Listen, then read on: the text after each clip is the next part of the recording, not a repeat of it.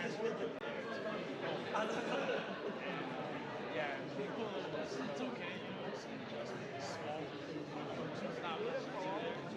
I guess if there's really It was not your house. It was coming up this one. So you can go 30 minutes, 20 minutes, 20 to 30 minutes. Wherever you want to go is about 20 to 30 minutes from wherever.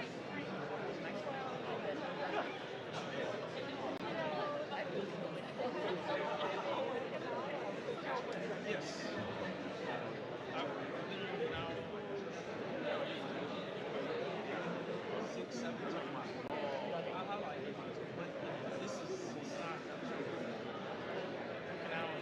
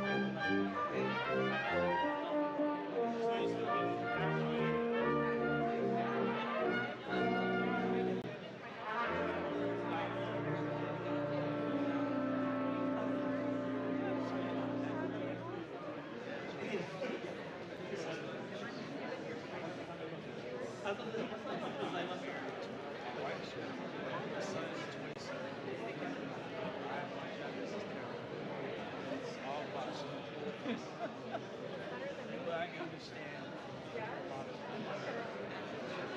when they get to talking, it's a little bit here. Oh, okay, let's do it. Yeah, I have to hear about that. Yeah,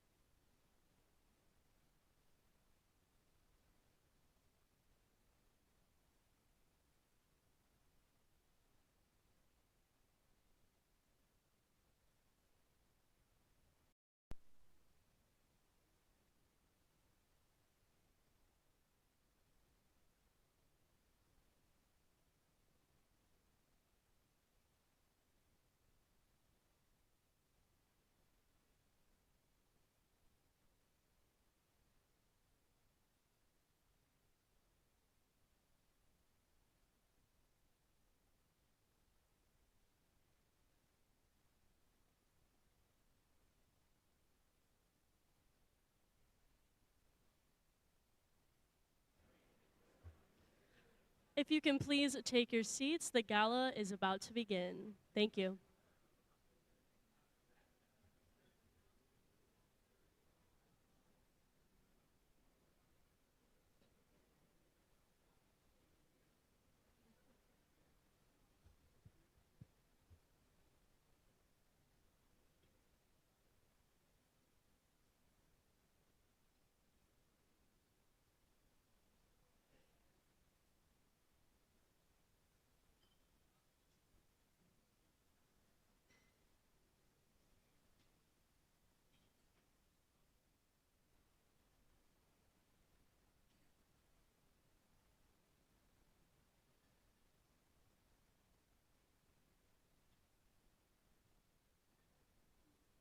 Ladies and gentlemen, good evening and welcome to the Stars and Stripes Pacific 80th Anniversary Gala Commemoration. I'm Airman First Class Maria Washler, and I will be serving as your MC for tonight. Tonight, we honor 8 decades of journalism, service, and dedication to our military community across the Pacific. Please rise for the posting of the colors presented by the United States Marine Corps Color Guard and remain standing as the national anthems of Japan and the United States are performed by the U.S. Navy 7th Fleet Band.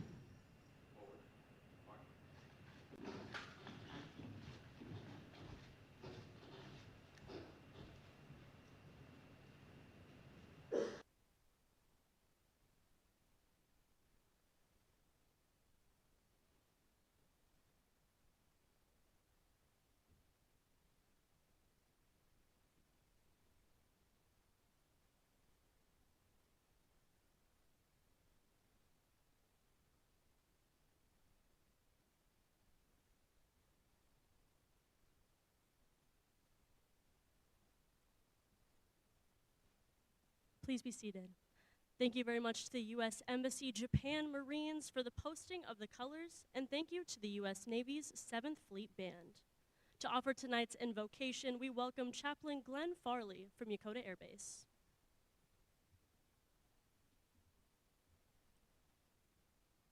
Dear God, we gather together this evening in gratitude, in celebration, and in sincere hope on this, the 80th anniversary of Stars and Stripes Pacific.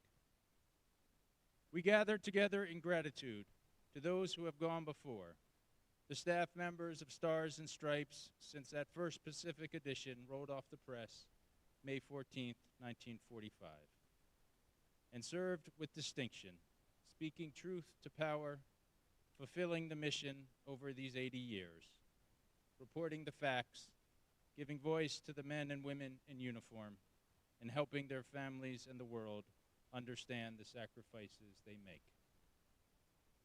We gather together to celebrate the legacy of dedication to truth and service. We celebrate how Stars and Stripes is an example to the rest of the world, a military newspaper publishing service that commanders don't control the content of.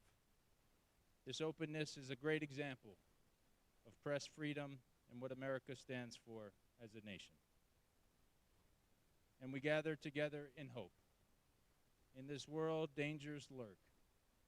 Dangers to peace and security, dangers to a free press. In our world, information is weaponized for nefarious ends. We hope and we pray Stars and Stripes remains a trusted source of truth, standing apart from the military commands while standing beside those who wear the uniform. We hope and we pray these 80 years of reporting with courage and integrity will continue for another 80 years. May Stars and Stripes be blessed with strength and prosperity to continue its vital mission. May peace and security and freedom come to all people in the Pacific and across the world. May it ever be so. Amen.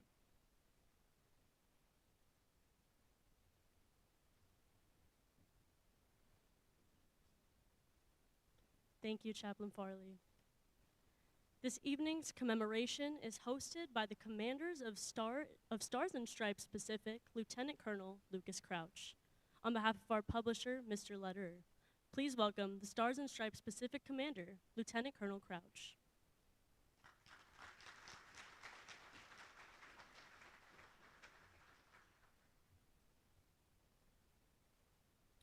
Good evening. My name is Lieutenant Colonel Lucas Crouch, Commander of Stars and Stripes Pacific. I, as well as the entire Stars and Stripes Pacific team, are honored to be your host this evening. We are privileged to welcome all of you here. Thank you very much for taking the time out of your busy schedules to be here tonight.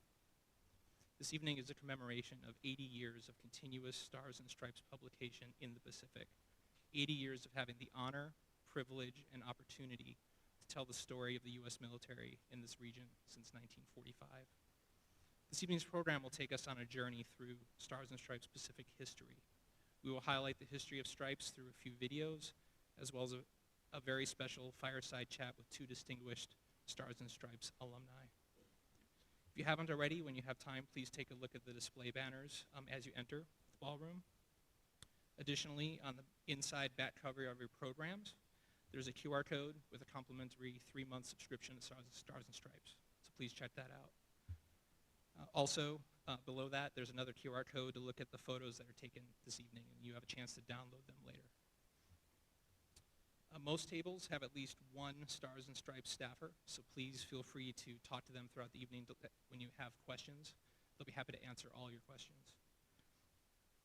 Before the program begins, however, I want to recognize a few distinguished visitors who are joining us tonight. Deputy Commander, U.S. Forces Japan, Brigadier General Gallman, and his wife, Jana.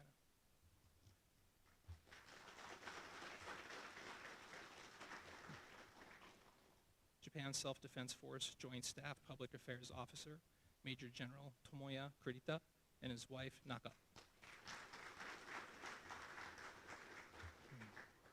Executive Director, Jordan Center for Journalism Advocacy and Innovation, University of Mississippi, Mr. Stephen Herman.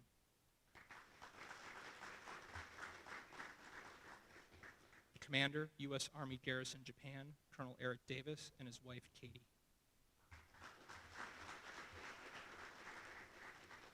Commander, Army and Air Force Exchange Service, Pacific, Colonel Jason Beck. And on that note, thanks again, AAFES, for providing some of the door prizes tonight. Thank you very much. Commander, American Forces Network Pacific, Lieutenant Colonel Cody Childs, and his wife, Rena. And also a thank you to AFN for providing the MC tonight, as well as videographer. Previous Stars and Stripes Pacific Commander and newly pinned on Colonel, Colonel Marcy Hoffman.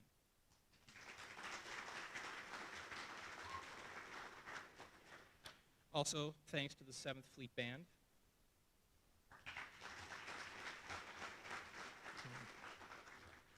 And the U.S. Marines from U.S. Embassy, Tokyo.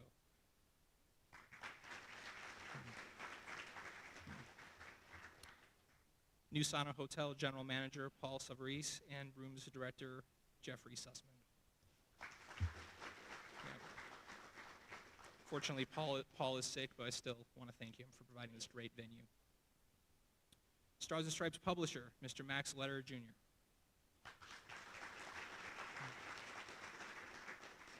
I'd also like to extend a special welcome to Legacy Stripers, Mrs. Toshi Cooper and Mr. Norio Muroi.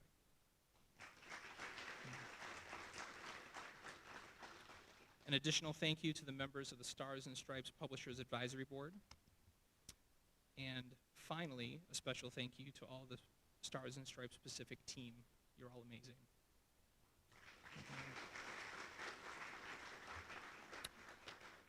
From 1945 until now, Stars and Stripes Pacific has covered events and written stories for the benefit of the world's most important readers, the men and women of the U.S. Armed Forces and their families. That's where all of you come in. First, the various commands that are represented in the room. Soldiers, sailors, Marines, Guardians, and Airmen under your commands are the very reason that Stripes exists. Stripes covers the events and actions that you all take part in, as well as provides services for the benefit of the military members and their families. Secondly, just like Stars and Stripes, organizations such as the USO, AAFES, AFN, the NEX, various MWR organizations, the New Sana Hotel, Dragon Hill Lodge, etc., exists to serve the needs of the military community.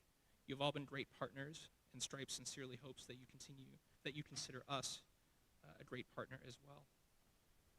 Third, the various sponsors and advertisers represented here tonight. Through your sponsorship and support, your products and services either directly support military members and their families or provide direct support to Stars and Stripes, which allows us to do the same. Special thank you to Stars and Stripes Association, Stars and Stripes Publishers Advisory Board, Castings and Company, Mabel Media, Hanwha Aerospace, Yokosuka Mall Leasing, LLC, National Azabu, Chubb Insurance Japan, Ricoh, Kodak, Coca-Cola Bottlers Japan, and our grand sponsor, Buell Plastic Surgery. All three groups that I just mentioned represent the very thing that Stars and Stripes is about, serving the needs of the military and their families.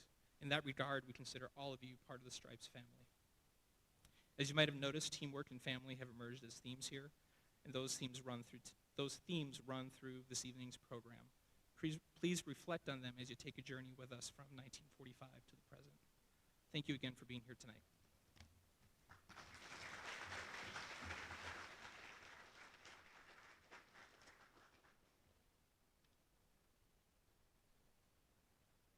Before we look forward tonight, let us take a moment to look back.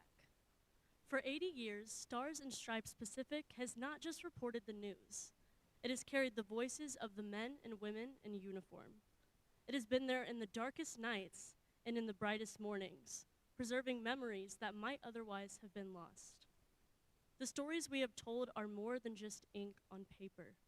They are the record of service, sacrifice, and spirit that define our community. Please turn your attentions to the screens as we honor that journey together.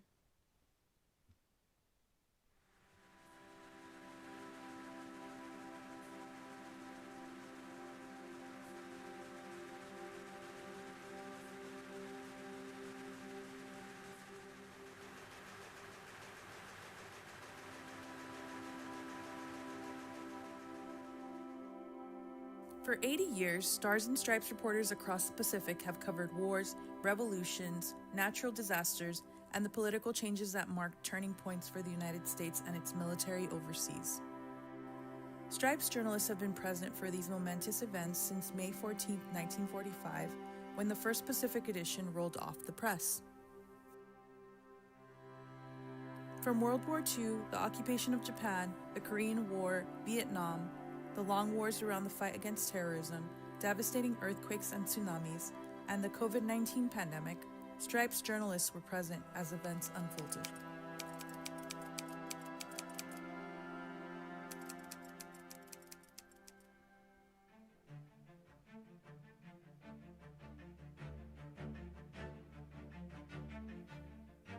The first Stars and Stripes Pacific edition was produced in Hawaii, where the military newspaper shared office space with the Honolulu Star Bulletin.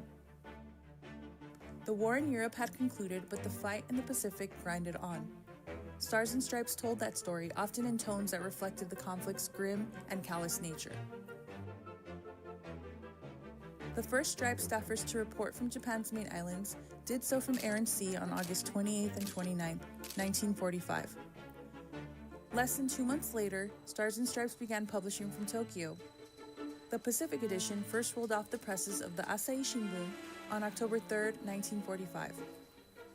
The newsroom and other offices were several blocks away at what's now known as the Japan Times.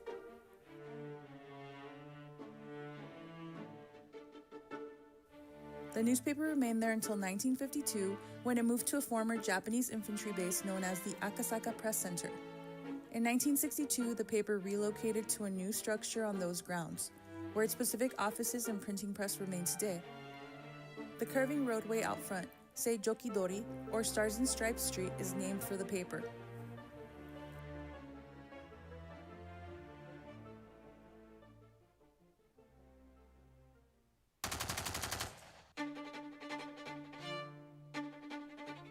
Stars and Stripes delivers news as it happens. It did so on June 25, 1950, when a page 1 headline declared, "Korea at War," on the day North Korean troops poured over the 38th parallel with quote-unquote tremendous power at 5 a.m. Stripes staffers found the local angle in the conflict, from frontline accounts of the battle action to high-level meetings involving General Douglas MacArthur. War raged across the peninsula for nearly 3 more years. On Monday, July 27, 1953, the troops read in Stars and Stripes Pacific the news they've long awaited: fighting ends tonight.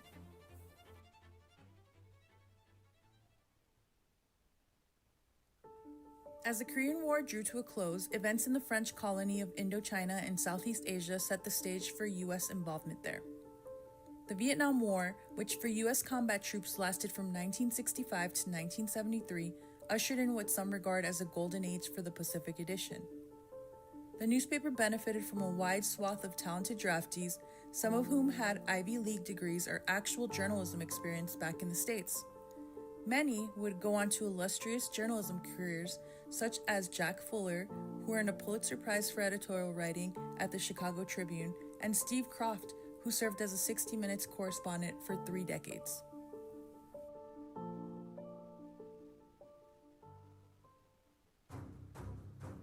The U.S. military's role in world events took a breather after Vietnam, but history rolled on through civil unrest against authoritarian states in places that presented new challenges to the United States.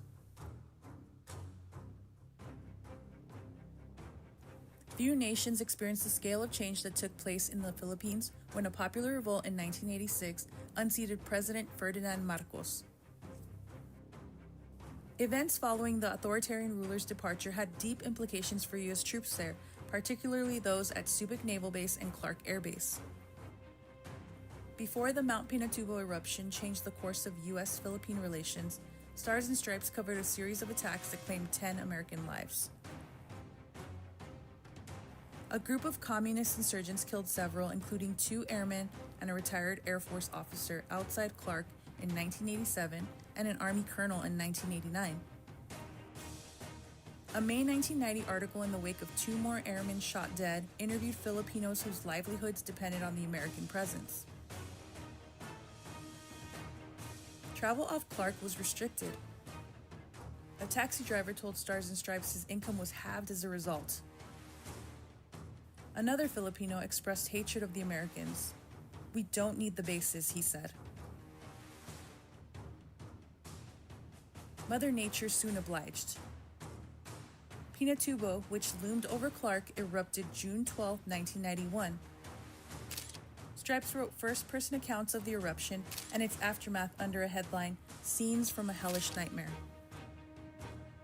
The eruption brought the curtain down on the U.S. presence at Clark and Subic, but Stars and Stripes continues to cover the intersection of Philippine and U.S. military interests to this day.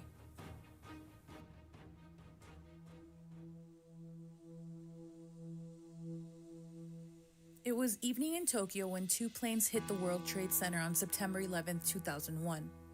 The newsroom at Akasaka Press Center became a beehive. An editor arrived to find everyone at the paper had returned to start working on the story. From that day on, Pacific Edition pages were filled with reports connected to America's response, military and otherwise, to 9/11. Topics changed from downsizing military bases to the movement of forces from the Pacific and questions of security for troops and their families. Meanwhile, Stripes Pacific-based journalists were dispatched along with their colleagues from other bureaus to cover the invasions of Afghanistan and Iraq.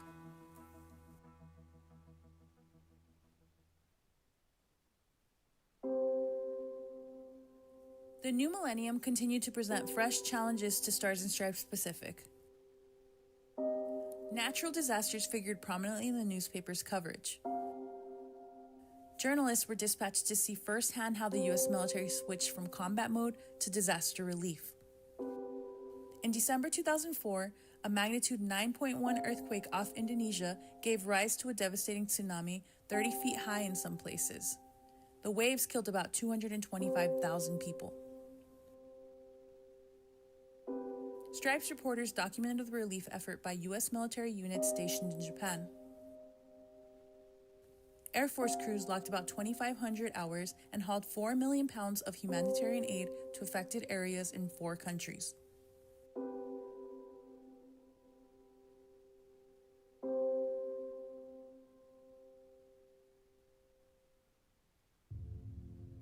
Six years later, reporters and photographers responded to another disaster, this time closer to their home away from home.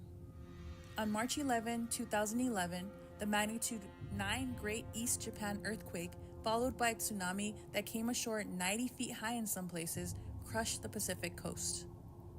Ultimately, as many as 20,000 people were declared dead or missing. Complicating matters, the tsunami knocked out generators at a coastal nuclear power plant, causing cooling systems to fail and a partial meltdown of the fuel core. In response, the U.S. military launched a relief and reconstruction effort dubbed Operation Tomodachi, the Japanese word for friend, that lasted 6 weeks and involved 24,500 service members. Stripes rotated journalists in and out of the disaster zone during the operation. They documented not only the relief effort, but also the stories of survival told by dozens of Japanese citizens living in temporary shelters.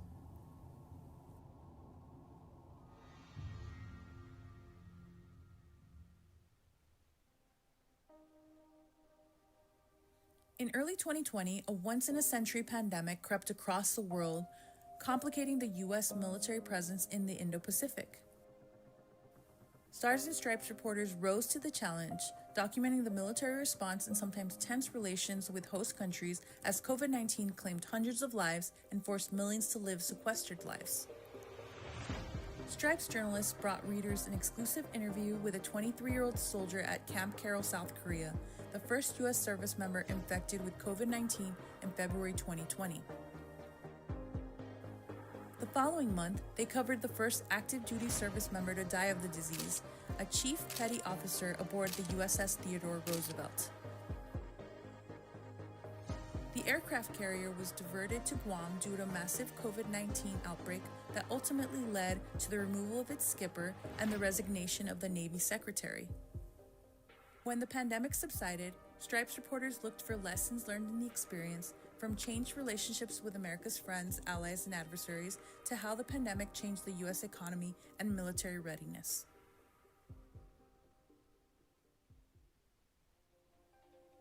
Now in its 80th year in the Pacific, the Soldier's newspaper still lives up to its name. Its front pages continue to bring the big picture news to the troops in the field, while the inside pages tell the stories of those same soldiers, airmen, and Marines.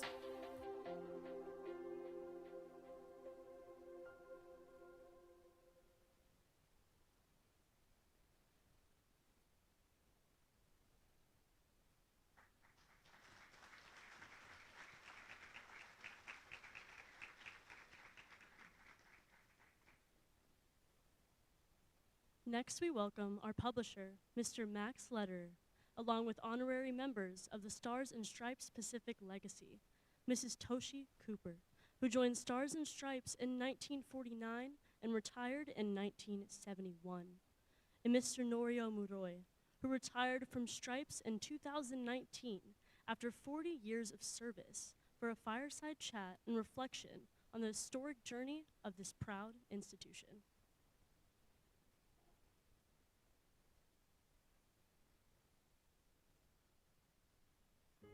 In the offices of Stars and Stripes Pacific, you'll find this man. And after 42 years of hard work, Mr. Norio Muroi is ready to retire. Row after row of the Toshi Cooper Library is filled with important military stories, and for over 4 decades, Mr. Muroi has been the keeper of these archives. I firstly joined the Stars and Stripes 1977 as a copy boy when I was a college student. 2 years after, August 1979, I joined the Stars and Stripes as a librarian.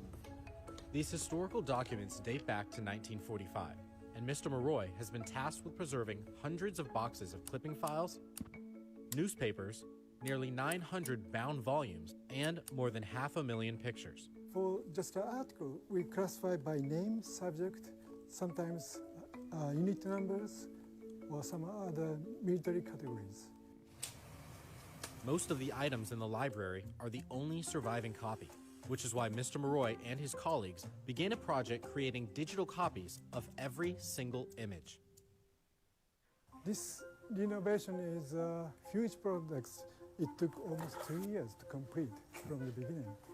Main purpose is to keep all material as long as possible with humidity control and temperature control.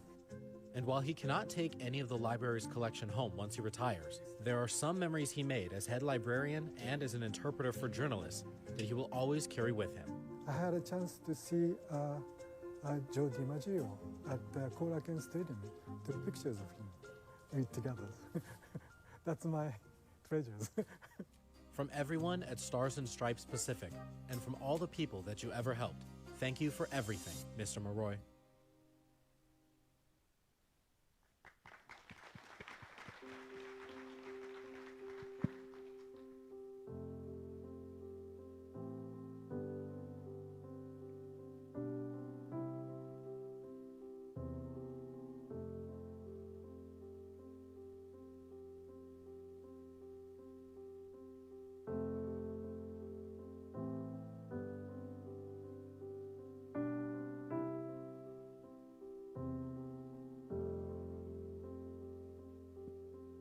Toshi, these are pictures of you while you were with us. And Muroi-san, we saw what you did up there. Toshi started with Stars and Stripes in 1949 and stayed with us to 1971. She was a teenager when the war ended in World War II, but she was with us through the Korean War, the Vietnam War, and many other things along that process. Muroi-san stayed with us for 40 years, and that's very rare in today's world, and knows a lot about our history and where we came and what it's about. I would characterize Toshi, as I've gotten to know her over the years, as in her younger years of being a wild one. But she has kept us all straight and recorded everything as we went along. She eventually left Stripes when she married a Stripes reporter who had come back from Vietnam, and they resettled in the United States, but she has stayed connected with us. And in January, she reaches her birthday of her 100th year. according to the American style.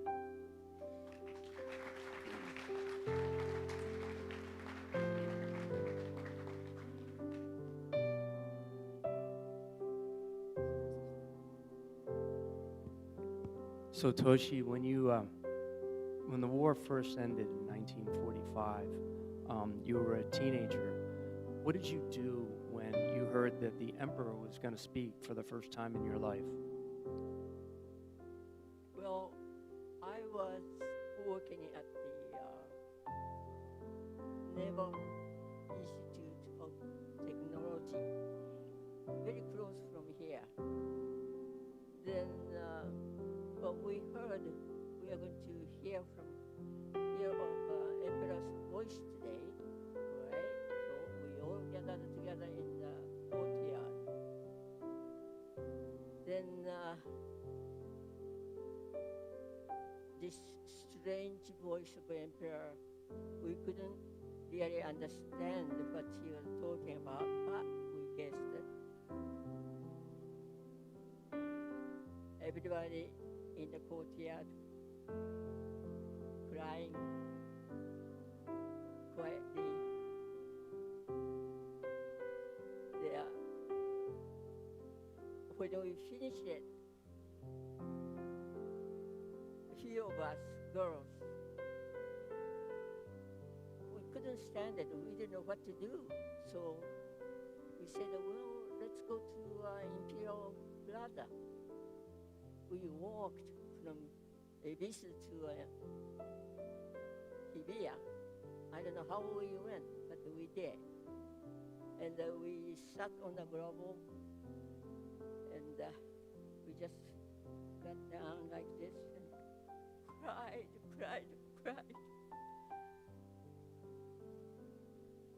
Later we heard there were some committing suicide right there, which I never knew. When I got home, I was scolded from my father. What you doing in this such a vital time? Well, anyway, in a few months later, MacArthur arrived. Then same area where we were crying, they had American forces marching. Such a change. Then, a couple of years later, I was working for the occupation forces.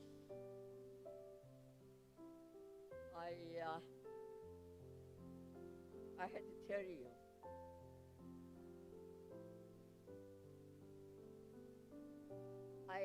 I am the happiest, blackest person, girl, Japanese girl, when I found Stars and Stripes. They adopted me, and I adopted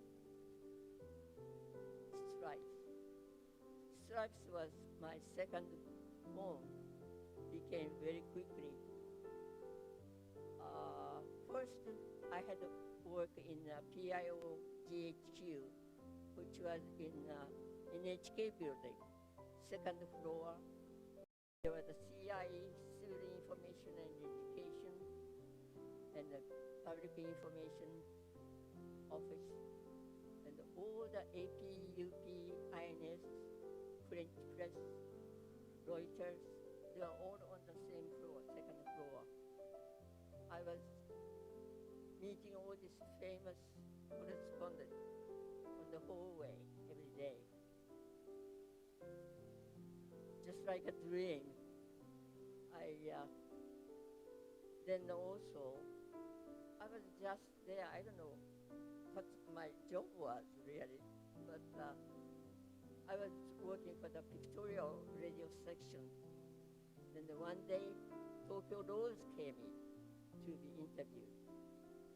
Something like the big interview were held in this studio there. And let's see, the NHK at that time was called Radio Tokyo Building.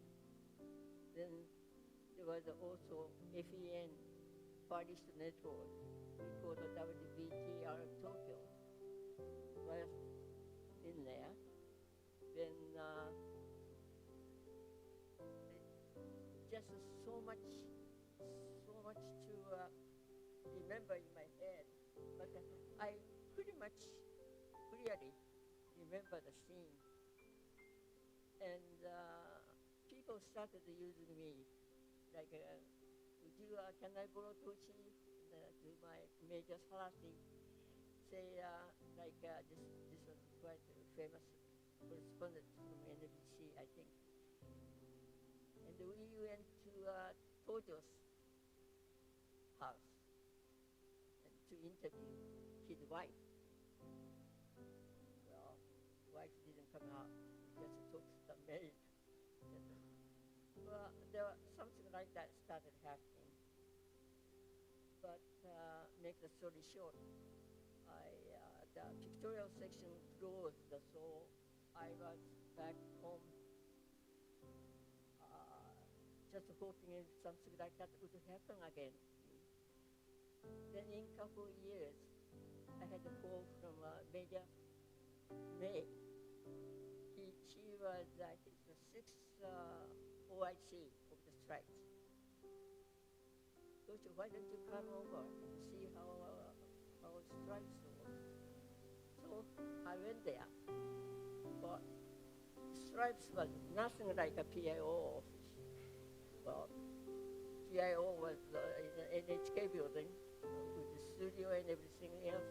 They had a good air conditioner working and very quiet, and American and Japanese people working very peacefully. Okay, now stripes. Stripes are then located behind the Imperial Hotel, where it's 3-story high. First floor was a mechanic making a mat for the newspaper.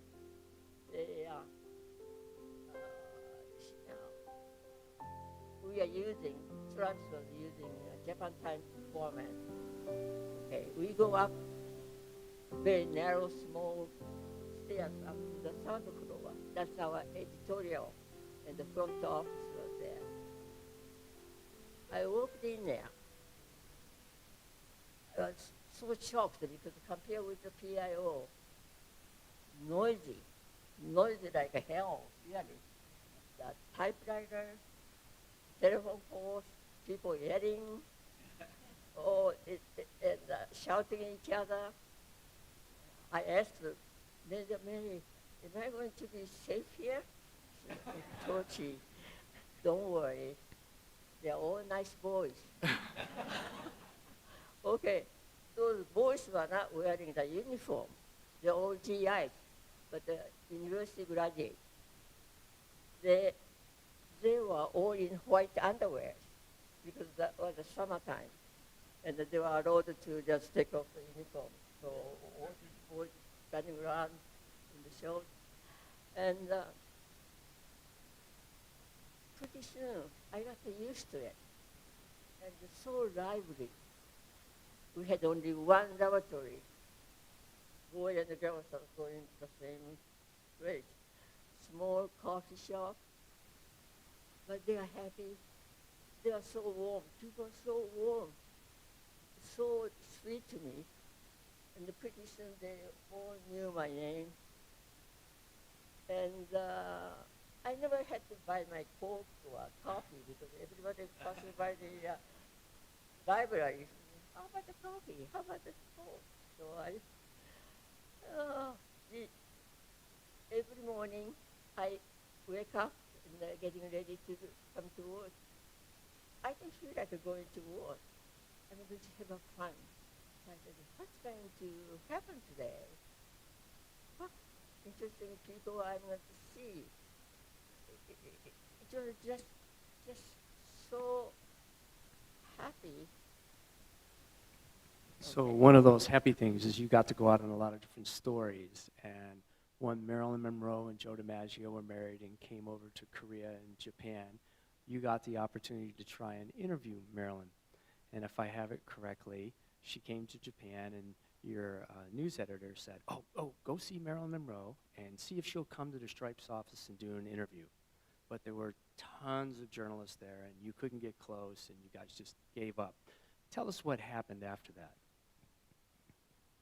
Well, you see, those reporters, Stripes reporters, sometimes want to take me up to wherever they are going to interview or whatever. And so that day, there was the Dan Toles, who later became the publisher of one of the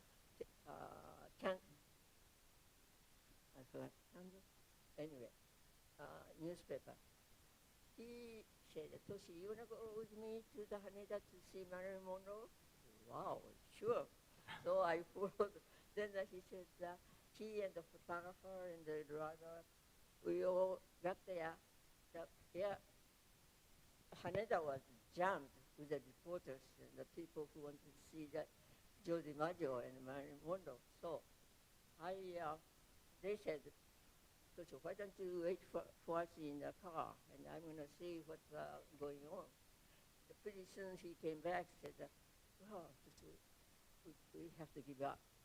They're already gone, and we missed them anyway. So let's go back to Tokyo and get drunk. So we got in the car, and I always sit in the front with the driver. And so we were just talking. Then I was just watching the road. There was a yellow, I think it was a yellow, convertible going in front of us running. And then the convertible with the top on, I saw some blonde hair in the back seat. Hey, that must be mine. Let's follow. So we followed the car, and the car finally arrived at the Imperial Hotel, and they entered from the back entrance. That's where we fought them, and I got a photograph from both Marilyn Monroe and Joe DiMaggio, which is my treasure. So that photo will be shown later tonight. We still have it.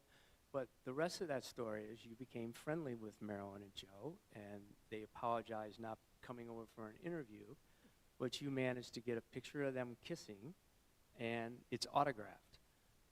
About 2 years ago, I went to her house in Delaware, and there's this picture with Marilyn Monroe and Joe DiMaggio's autograph just hanging on her wall, and Toshi's like, do you think this is worth anything?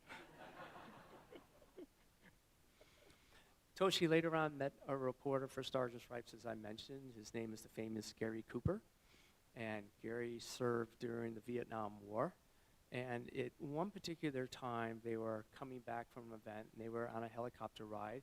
Gary was with another minor official, a guy named Winston Churchill, and they come off the helicopter. And if my memory's right, the PAO colonel turned out because Gary Cooper and Winston Churchill were coming to visit their base.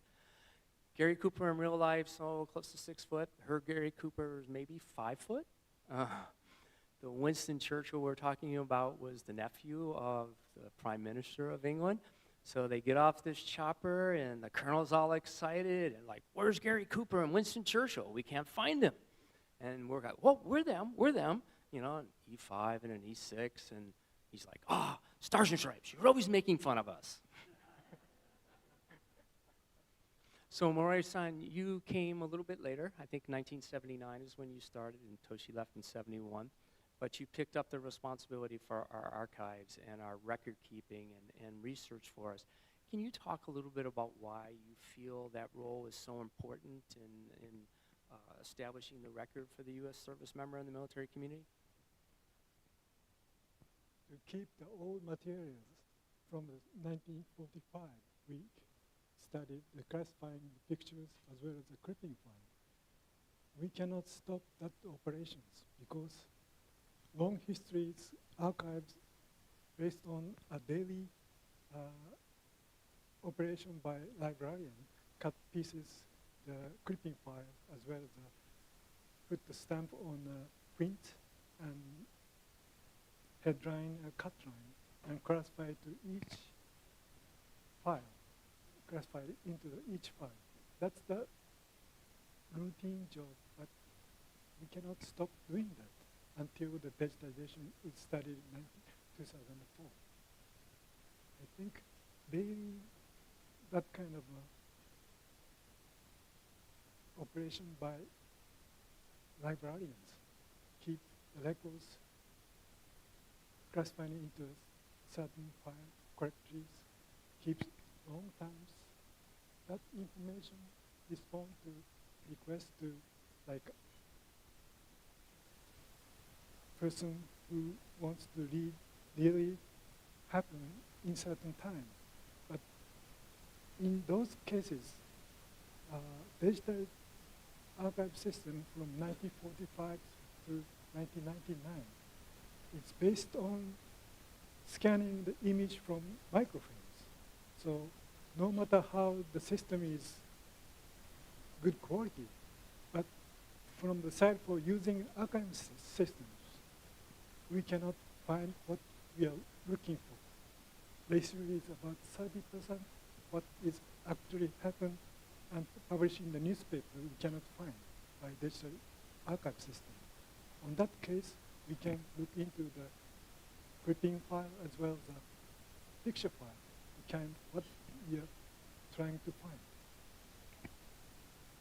So earlier in the video they showed, there was a room with red-bound volumes and then a hallway with lots of boxes.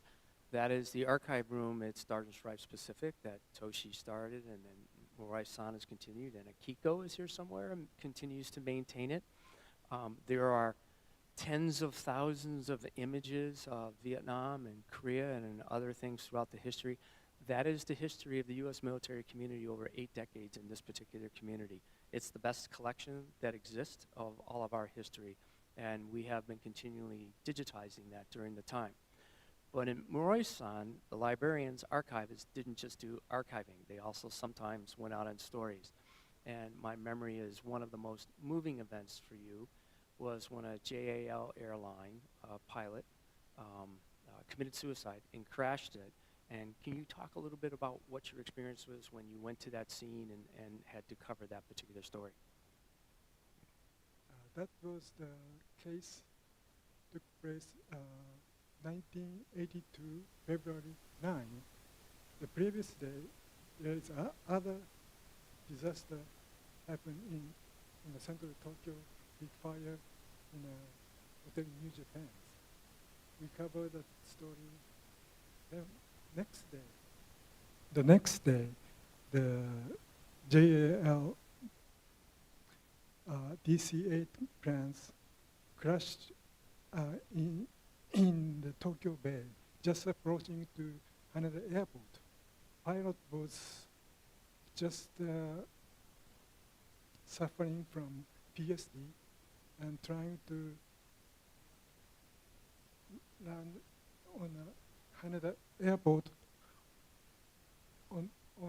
on duty, but he just couldn't do it. Instead, he reversed the thrust. So plane crash just before the Tokyo Bay, just a mile away from Haneda Airport.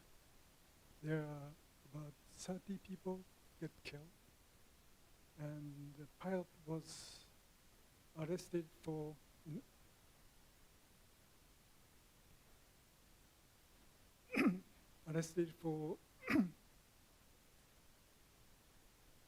normal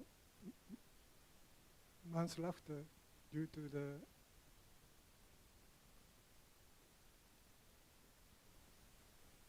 professional negligence. But after checking the mental health access, he was insane and not prosecuted over the incident. So I think part of what you're describing there is while reporters and photographers are not always directly involved in an incident, they come up later, they get the experience, and they have their own sense of PTSD and their own sense of trauma that goes seeing a horrific crash like there with people's bodies laid out is a very difficult thing to do. And we're fortunate that you were able to accept that and continue on and have a good professional career. Toshi, Gary, your husband, went through some similar things, but some of them are a little more humorous. When he was on a patrol, they were able to find a Viet Cong rifle, and he was getting ready to go back from Saigon to the Star and Stripe Bureau in Tokyo. But they wanted to take this rifle with them. They had it, and they had to figure out what it was. And if I understand correctly, one of the other reporters that he was living with was out in the field on patrol, and he loved to play his guitar. But Gary knew he was going to be gone before he was back, so he took the back off of the guitar, stowed the rifle inside the guitar, and then sealed it back up. And then through all the military flights, leaving Saigon, into Thailand, to Taiwan, and back to Japan, nobody noticed that the guitar had a rifle in the back. So Gary brings it back, and then he kind of loses track of the rifle. Can you tell us about when that rifle came back to Gary and he saw it again? I only remember the thing happened in Las Vegas. Las Vegas, yes. Uh-huh. Nothing gets told because in Las Vegas, right? Well, we alumni association. Now he's the chairman, but I formed the association with another guy, and then we had like over 20 meetings. First meeting we had was in Las Vegas. At that time, couldn't be better. Excuse me, couldn't be better. Meeting the first managing editor, Captain Thompson, and all those old faces there, about 89 of them, and we just decided let's keeping up, and every year we met in the different places, in different states. Then, all places with gambling, yeah, drinking. yeah. Yes, But the funniest thing was the first motel in Las Vegas. This person who chaired forgot the most important thing. When we arrived, I found out that nobody was in the motel waiting and welcome us. So we asked around. They said they are all outside the bar because this motel didn't have a bar. No bar for the newspapermen's reunion, which was the funniest thing. We always talked about it. But can I have a few more minutes? I want to talk more about the library. Library, they call me librarian, and I refuse to accept that. I say I'm a research librarian. It's pretty different. I don't have a degree for the as a librarian. But when I first arrived, they only had two cabinets, and just clipping files in there, and there's some photos were on the table and everything else. There was a Mabel Hall, who was a librarian, very, very sweet girl, Nisei. She taught me a few things, but then she left in a couple of years, so I had to take over. I don't know anything about it. Then I went to Asahi, Mainichi, Yomiuri, those three newspapers, and I studied their method. Then I copied from the Yomiuri Shimbun. Then we had the cross-reference card system, which I thought good idea myself. I was very proud of it. But nobody told me what to do. But because I love to be there, I want to do the best I can to be helpful.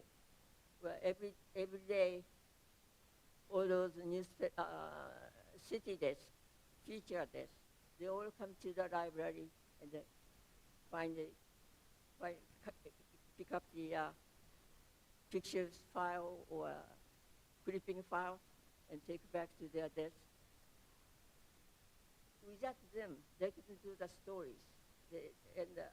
Meanwhile, I'm getting all the benefits because I didn't know anything about America until I started really. I had to study about the government, sports, military, of course. Well, I learned something about the military while I was in the PIO.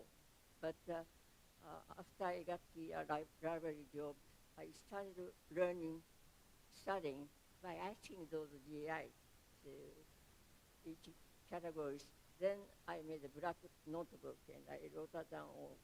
American cars, I didn't know anything about it, but I started memorizing it to file all those pictures of clippings. You have to know what they are. Well, that's why American sports, I didn't know anything about it, but when a couple years later, I knew all those big names in the sports, baseball, football, everything else, even remember the faces. I was gaining so much from it. I really learned stripes. I learned it so much. And without the stripes, I didn't know what I was doing. This is all my good fortune. At the right time, at the right place.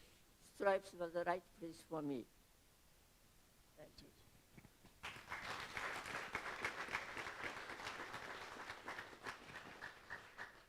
So thank you, Toshi. Thank you, Mori-san. But just to finish up the rifle story, so they go to Las Vegas. They're having beers in the outside bar, and another reporter walks in with the rifle. They had smuggled it back from Japan and the United States.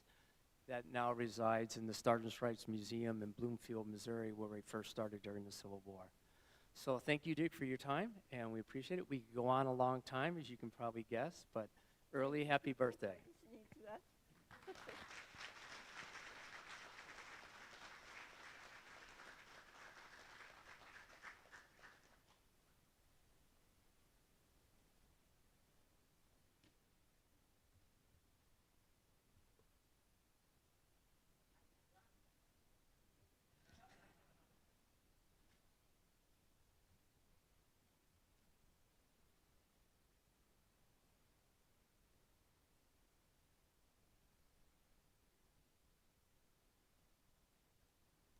Thank you, Mr. Letter, Ms. Cooper, and Mr. Moroi. Thank you for sharing those wonderful stories and sharing your history with Stars and Stripes.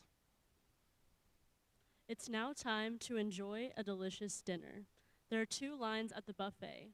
We will start with tables 1, 2, and 3, and follow in numeric order.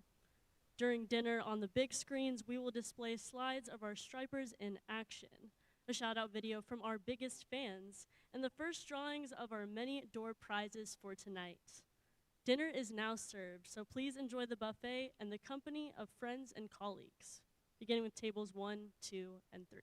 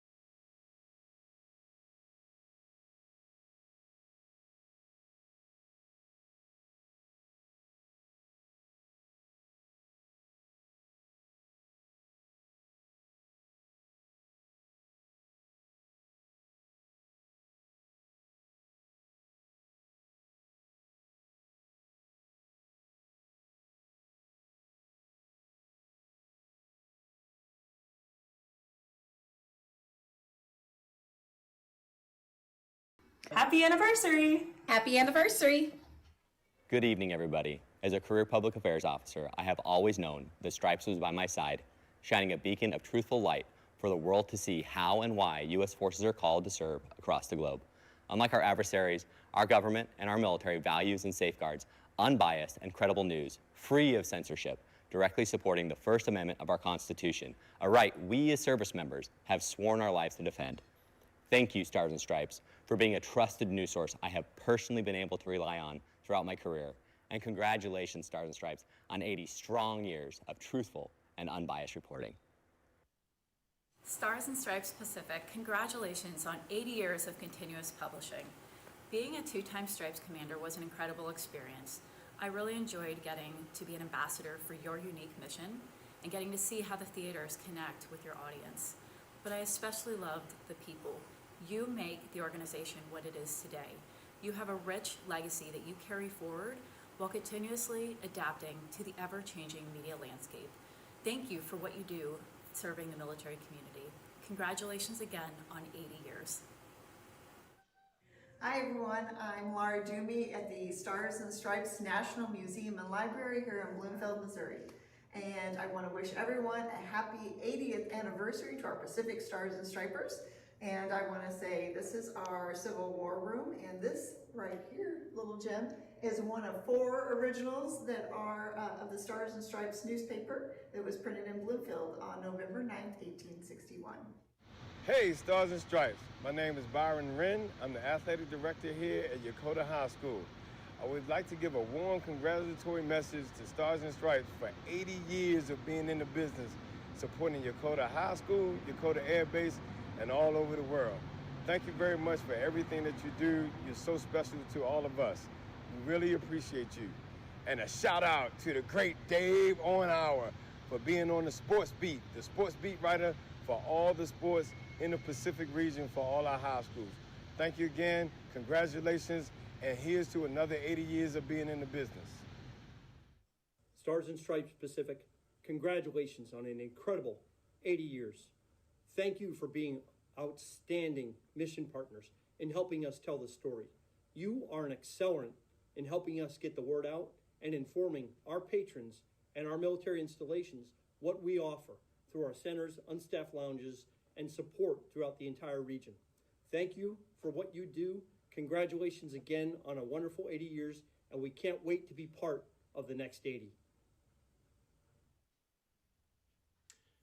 Omedetou gozaimasu, minasan. Chuka hamnida, and congratulations, Stars and Stripes Pacific. Lori, Claire Catherine, Ryan, Michael, and I want to pass along our best wishes for this happy occasion, and also our deep appreciation for all that you do for the military communities around the Pacific and around the world. We agree that the absolute highlight of our time as an Air Force family was getting to know all of you and being a part of this amazing organization. So until we meet again, happy 80th Stars and Stripes Pacific. Kampai, Gunde, and Slancha.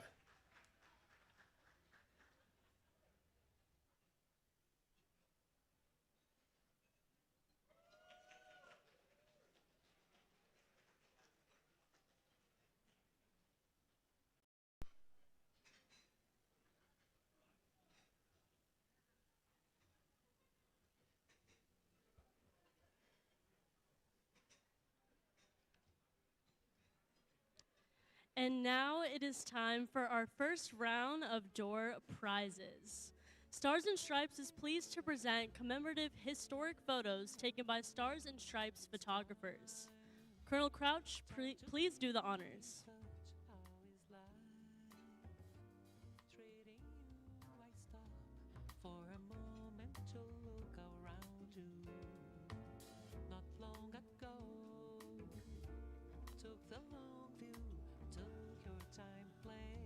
All right, our lucky guest is Ticket 182.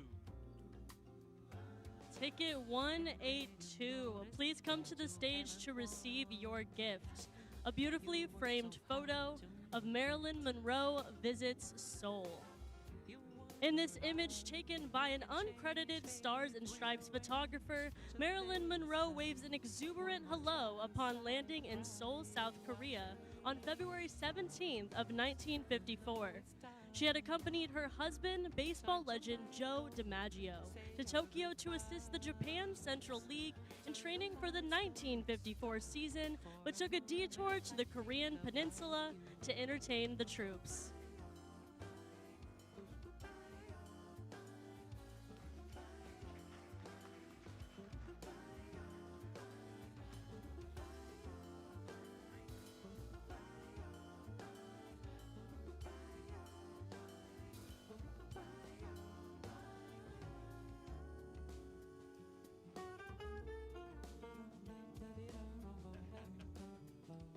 Congratulations. And for the second lucky guess, ticket number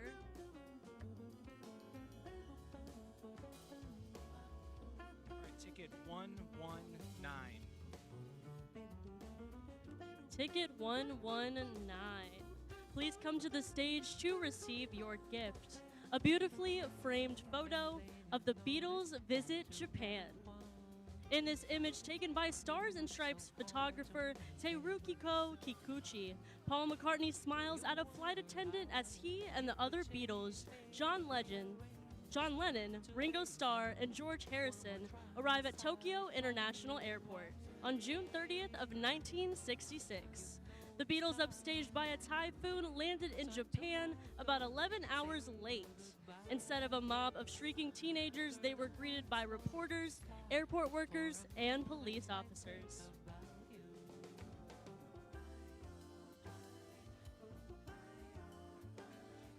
Congratulations.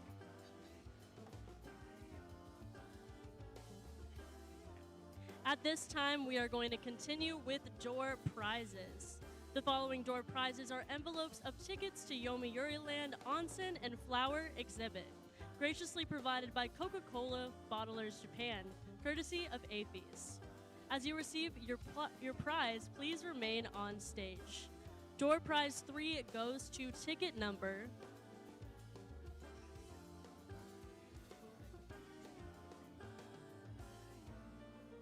Okay, 016. 059. 054. We didn't shuffle these very good. 056.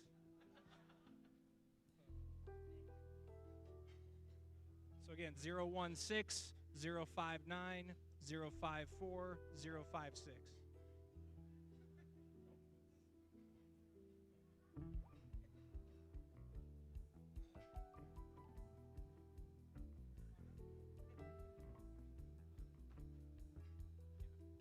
Everybody together, please.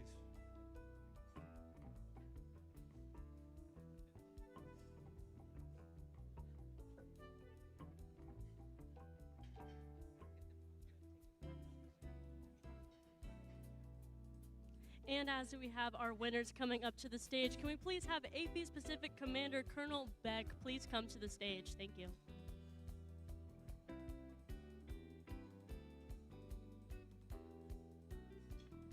So we've only got one up here, so I'm going to read it again. Stay up here, please. Stay. 016, 054, and 056. Please all come up. Yeah, I'm going to draw other ones pretty soon.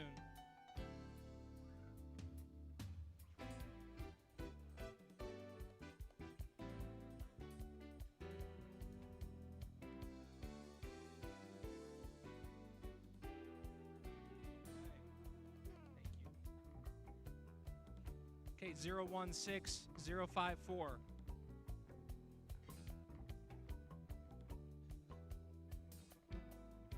All right, there we go. All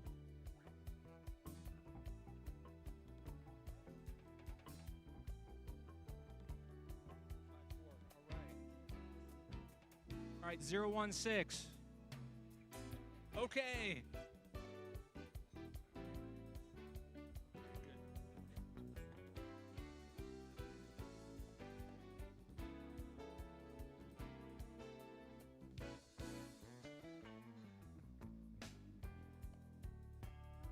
Well, while we're waiting for 016, Colonel Beck, 8th East Commander, is going to join us as well.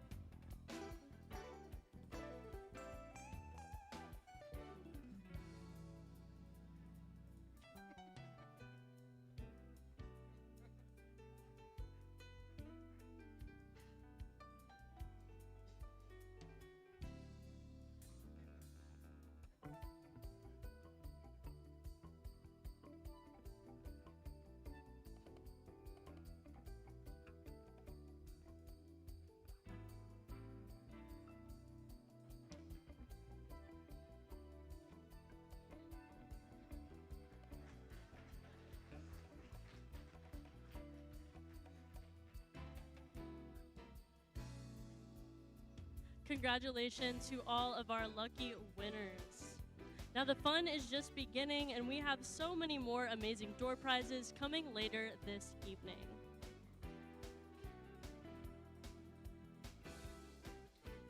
All right. Now we invite Mr. Lederer and Colonel Crouch again back to the stage. Thank you.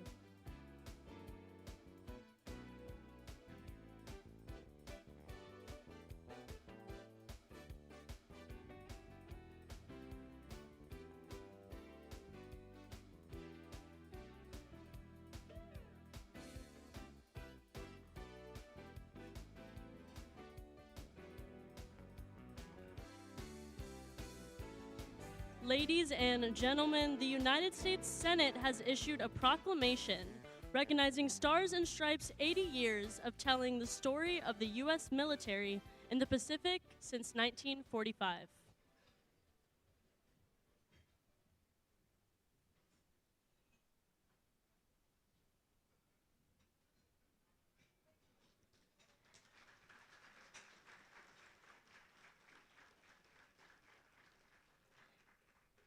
In the Senate of the United States, Mr. Ruben Gallego, U.S. Senator from Arizona, submitted a resolution recognizing the 80th anniversary of the commencement of continuous operations of the Stars and Stripes newspaper in the Pacific and the invaluable service of the Stars and Stripes as the hometown newspaper for members of the armed forces, civilian employees, and family members stationed across the globe.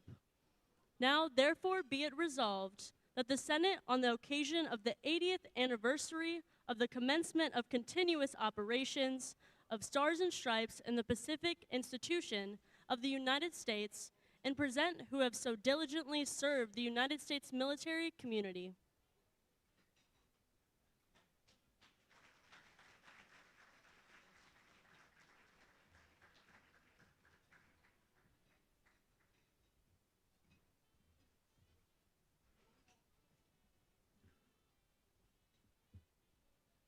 Thank you, Mr. Lederer and Colonel Crouch. At this time, we continue with a tradition that is special within the U.S. Armed Forces, the ceremonial cake cutting.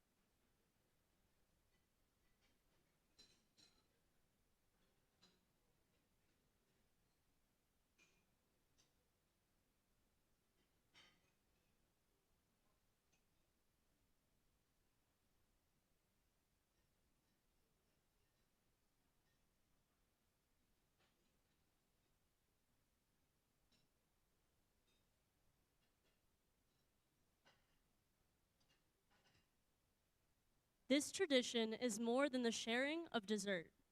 It symbolizes unity, service, and continuity. In military custom, the first slice is often presented to the youngest and the oldest present, a reminder that every generation of service is bound together in a single chain of sacrifice.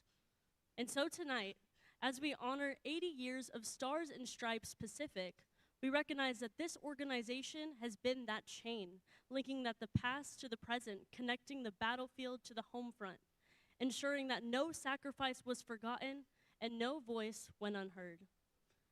Ladies and gentlemen, please join me in honoring this moment as the United States Marines leads us in the ceremonial cutting of the cake. The commander will give a piece of cake to the Stars and Stripes Pacific's youngest military member, Army Sergeant Jeremy Stillwagner.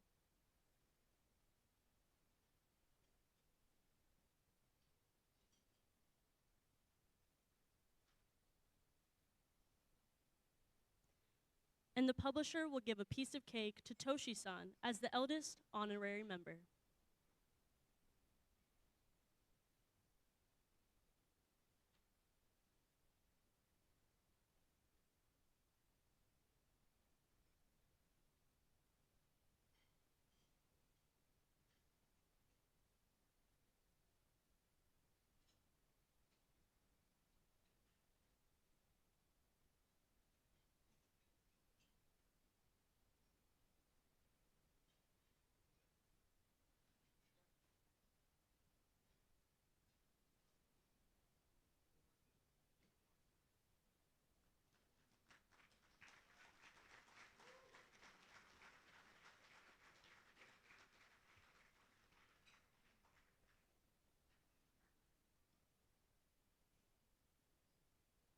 Thank you to the United States Marines.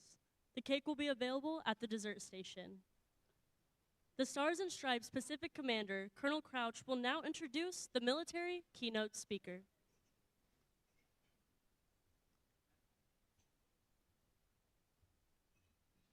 Getting my exercise tonight, up, down, up, down. Okay, ladies and gentlemen, it is my honor to introduce this evening's military keynote speaker. In discussions with the general in preparation for tonight, he pointed out various times in his life and career, both high points and low points, where Stars and Stripes was present, and how the coverage impacted him both personally and professionally. That short anecdote reflects on how Stripes has had the honor, privilege, and opportunity to tell the story of the U.S. military over the decades. Brigadier General Dahlman, just like myself, as well as countless thousands of military members and their families, has seen Stars and Stripes be ever present throughout our military experience. Please welcome the United States Forces Japan Deputy Commander, Brigadier General Kelvin Dahlman.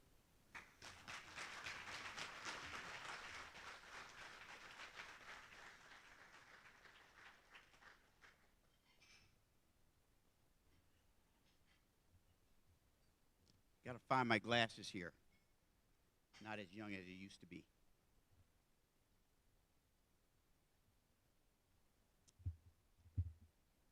Hey, Lucas, thanks for the kind introduction. Mr. Letter, thank you tonight for bringing me here. I met Mr. Letter about 4 months ago in my office. Didn't know I'd be standing in front of this crowd tonight, but it's a great thing. I feel like I've gone through a time warp. Toshi, I'm going to buy you a Coca-Cola after this. I just want to thank everybody tonight for being here, those that read the news and produce the news, and also, Mr. Letter, all your staff here tonight from Stars and Stripes Pacific, all of the hard work to put this on. And I'd also like to thank the Nusano Hotel. Those of you that know the Nusano Hotel know that it's a piece of home. Anybody that stays here knows that they are hospitality like you know if you're from hometown Kansas or from San Diego. But thank you all for the Stars and Stripes helping us out tonight. You know, we gather here tonight to celebrate 80 years. Not a lot of institutions get to do that. But Stars and Stripes gets to do that and it's because of a lot of reasons. You know, my PAO, John here, he told me, gave me a little history lesson about Stars and Stripes. You know, way back, we talked about Bloomingfield, Missouri, where we had these ragtag group of soldiers. Idle hands. My mom used to say, idle hands are the devil's workshop. But these soldiers found a abandoned printing press, if you will. And back in that day, in 1860, you know, the printing press was still complex. And these soldiers really didn't have anything to do. Without any training, without any editors, copywriters, they put ink to paper, literally, and they produced a paper to take back to their regiment. And it was probably for soldiers that didn't even want to read the paper at that time. But they took it back. So that started off Stars and Stripes. You know, and that started off 160 years of what we would talk about as a newspaper.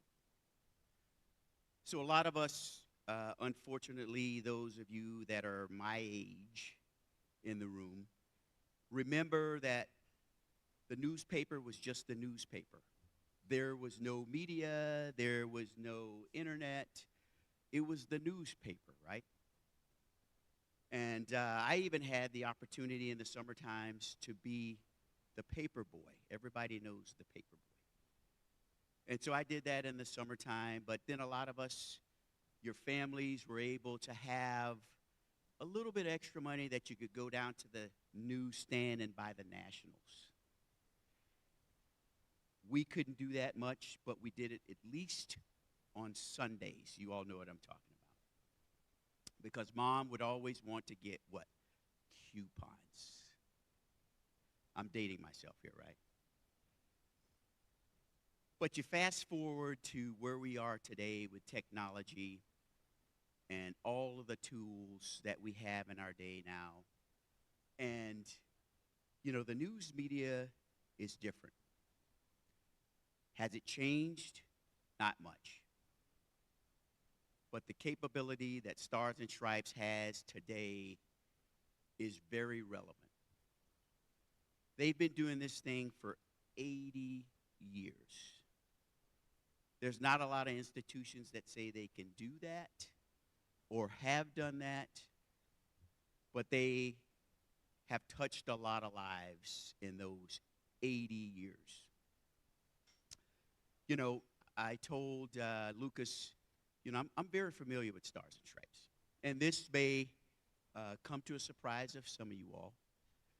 But commanders like myself sometimes always wonder, why did Stars and Stripes write that article? I know. It surprised me too. But the reason why is because it was a mandate, like I was talking to Max today. It was a congressional mandate.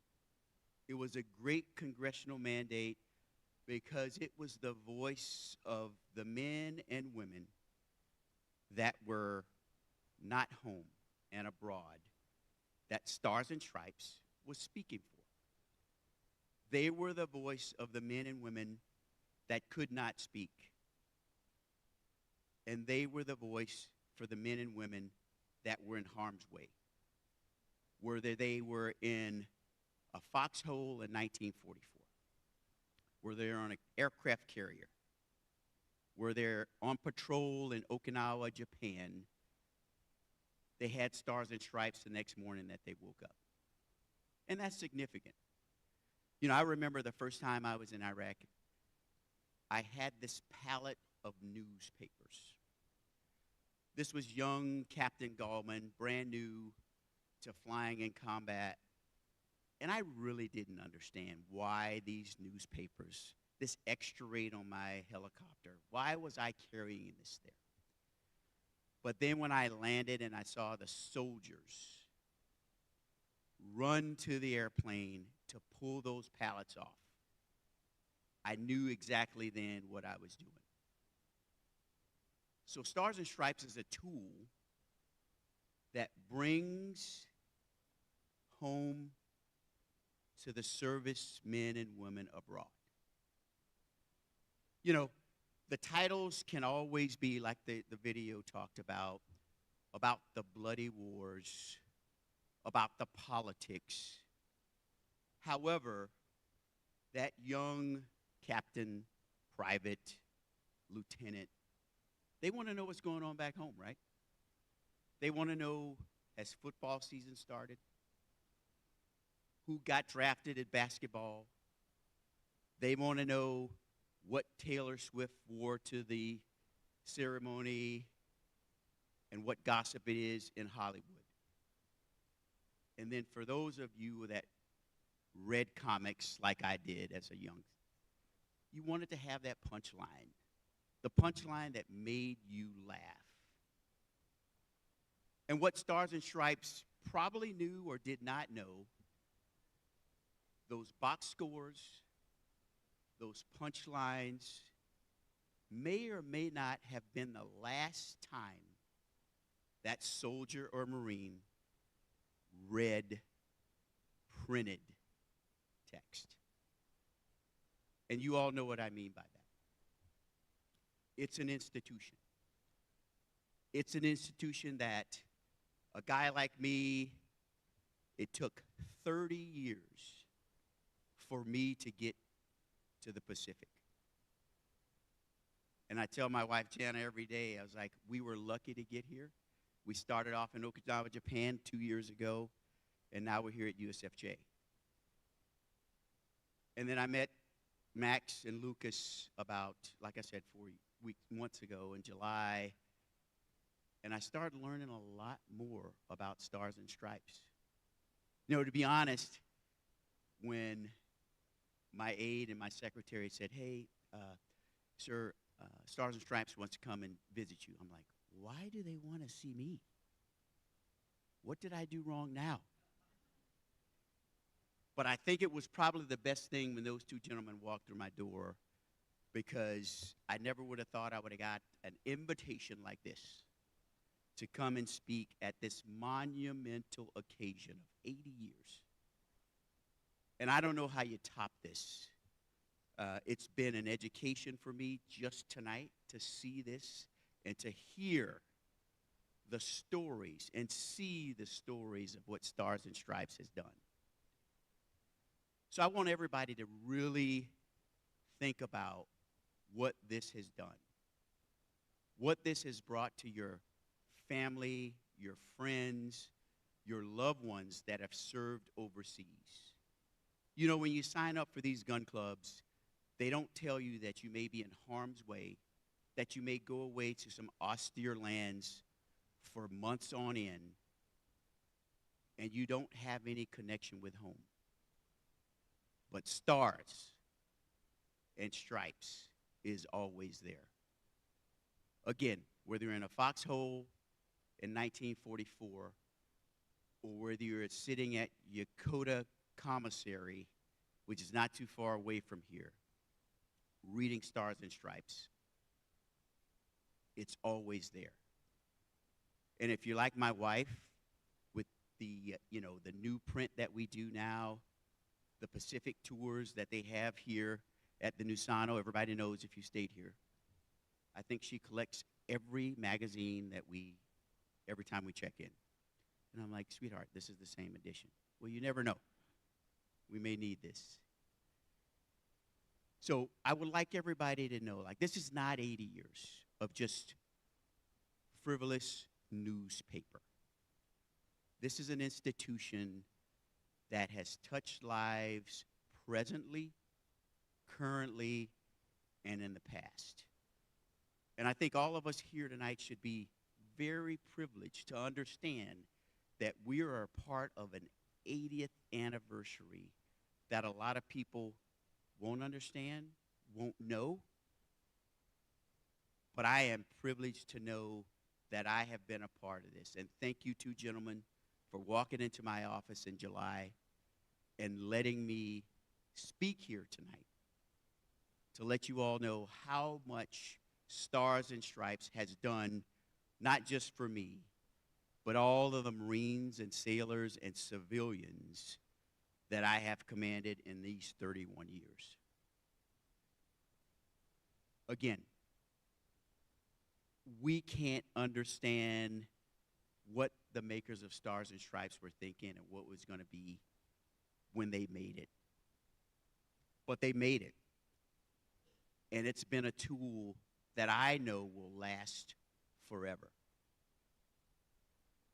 And there's a reason that Congress said we are going to have a Stars and Stripes. And I know for 80 more years, Stars and Stripes Pacific will be on the front lines, on the carrier, in the foxhole, at the commissary, telling the stories that all men and women that wear this cloth will always remember until they're done with service, and they will pass it on to their children, their grandchildren, and they will always remember Stars and Stripes. You know, for 80th birthday, I don't even know what you get for an 80th anniversary. Sweetheart, you know, I'm 56 years old. I'm not going to live for 80 years. But I don't know what you give for an 80th anniversary, but I think we can agree that we should toast this institution. It's not a newspaper. It's an institution that has supported us, whether you know it or not. It's supported your families, your children, your children's children to come for so many years. So if you've got a glass at your table, I'd like for you to raise your glass and give a toast to this institution that has been and going to be something that is critical for the well-being of the members of our armed services and the families and friends that support them from afar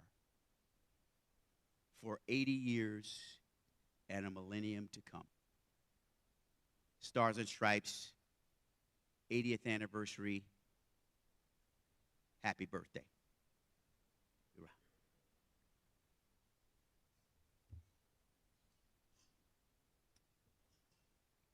So again, thank you all tonight.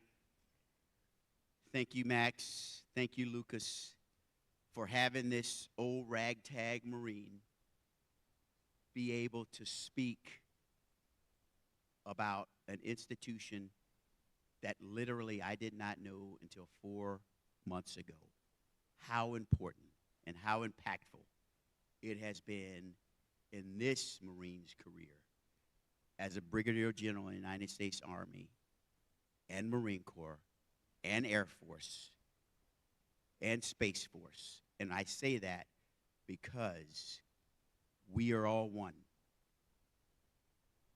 And Stars and Stripes knows no service. It's all about service. Semper Fidelis, and have a great night. Happy birthday.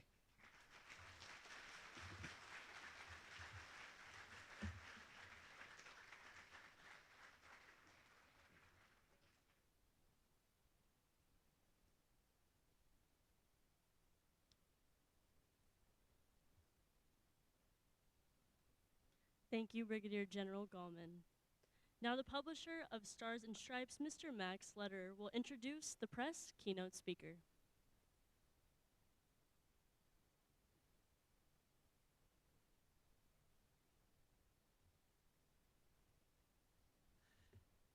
Thank you, Airman Walsher. Appreciate it. General Gallman, thank you for your words. They were very on point, very meaningful, and heartfelt. We really appreciate the time you took to come here and what you had to say. I'm honored to have the opportunity to introduce our press speaker, Steve Herman. Steve represents a pillar of Stars and Stripes, press freedom, and the power of journalism. The most important challenge of the news industry today is credibility, or rather, the loss of credibility of U.S. news organizations. Over the last 30 years, the American public has become skeptical that news organizations are providing impartial and objective information. This is not the case of all news organizations, but many news producers are not living up to the core to seeking to be balanced and providers of independent news. Steve has demonstrated through his career an unflinching determination to provide credible and truthful journalism. He is an award-winning journalist who has reported from Asia's capitals and global hotspots, but he reminds me, ABC, he's reported anywhere but China. He served the White House Bureau Chief for Voice of America. During his time in Asia, he was an anchor for Today's Japan, for Radio Japan with NHK Broadcasting, and a reporter for Asia Now on PBS, among many other assignments that have been impactful. His reporting has brought clarity, accuracy, and courage to some of the world's most important stories. He is currently Executive Director of the Jordan Center for Journalism Advocacy and Innovation at the University of Mississippi. For Stars and Stripes, Pacific has stood for independent military journalism for 8 decades. Mr. Herman's career embodies the same values of truth, accountability, and service to the public. Thank you, Steve, for coming to speak to us today.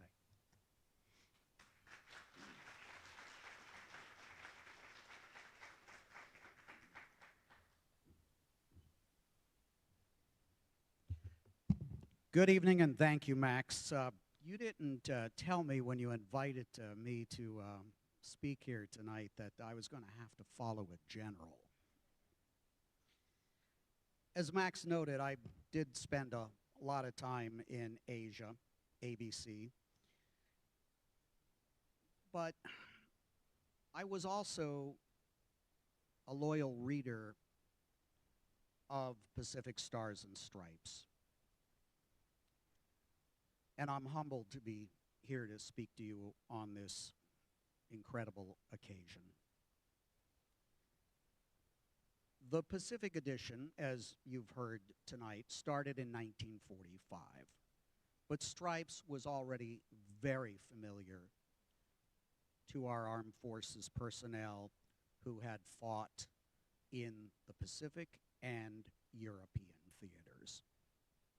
For the greatest generation, those World War II veterans, there is an indelible image of 2 scruffy but humorous infantrymen from the pages of Stars and Stripes, Willie and Joe.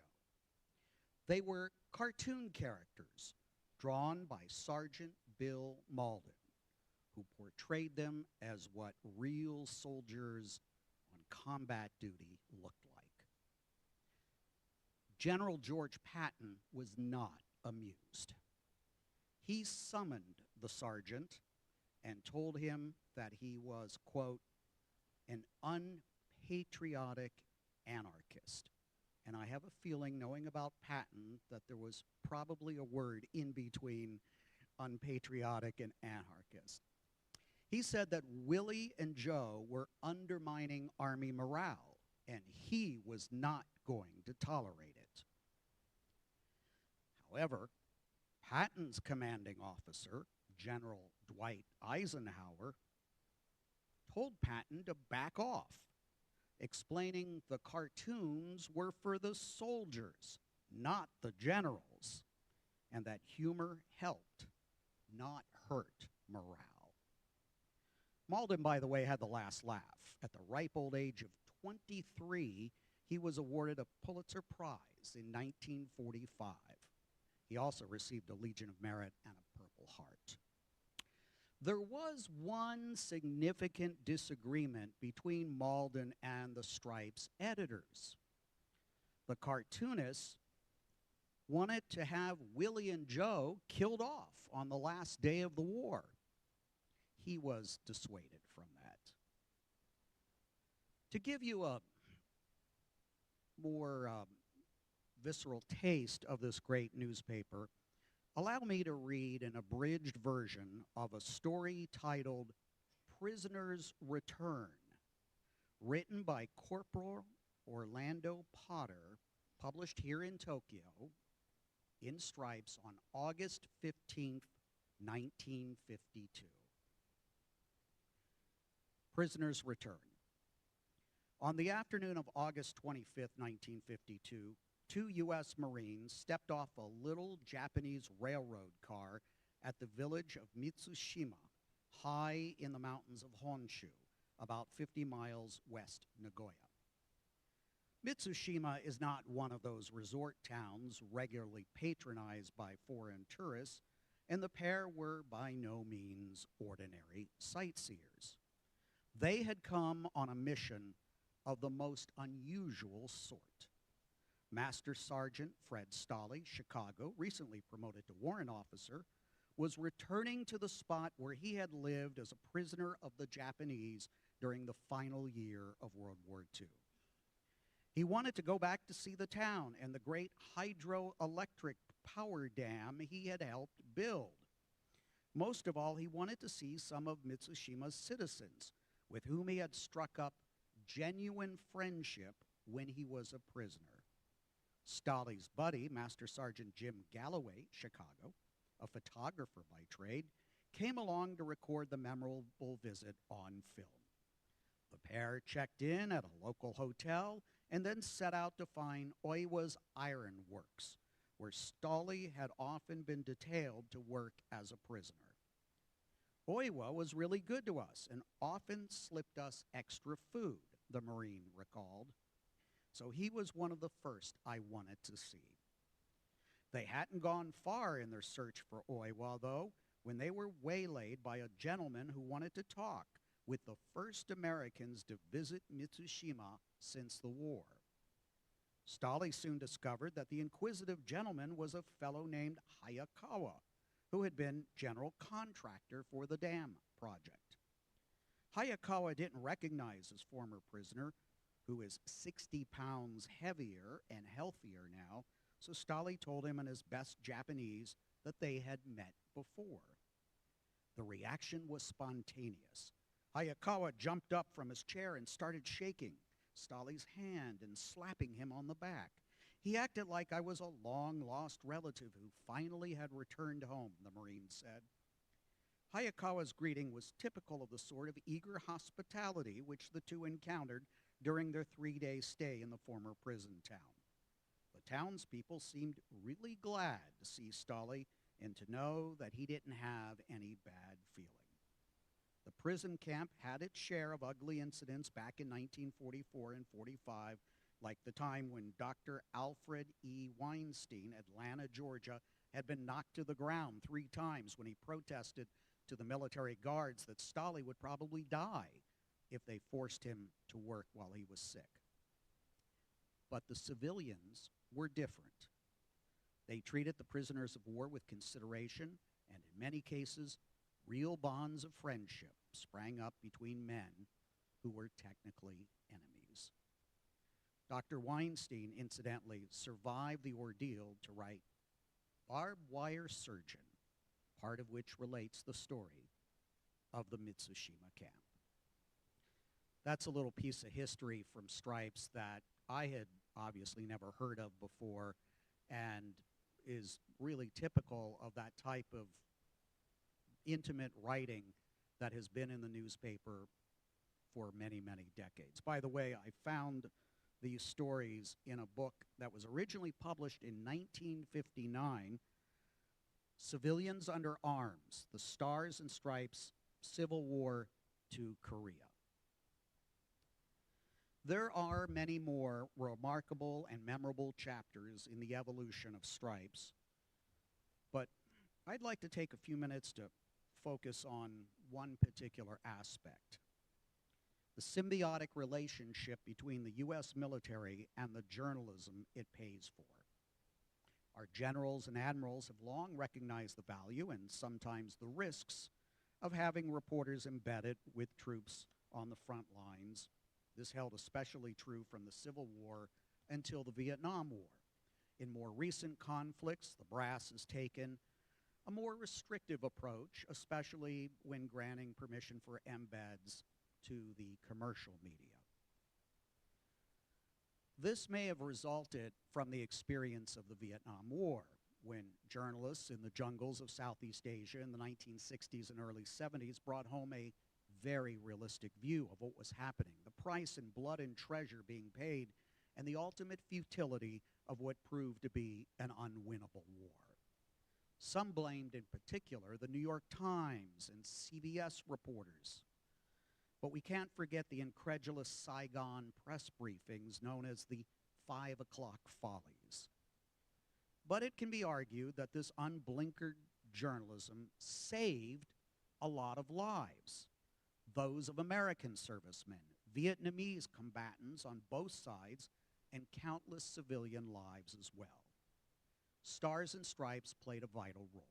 Its coverage of the Tet Offensive in 1968 reflected the shock and strategic implications that mainstream outlets highlighted, not just official military optimism. The paper printed soldiers' letters, which often criticized the war, questioned leadership, or described low morale. This created a unique feedback loop where the rank and file could see their own skepticism reflected in print. Stripes reporters also investigated corruption, black market activity, and command failures, contrasting with the upbeat narrative in official communications. Stripes journalists were not going rogue.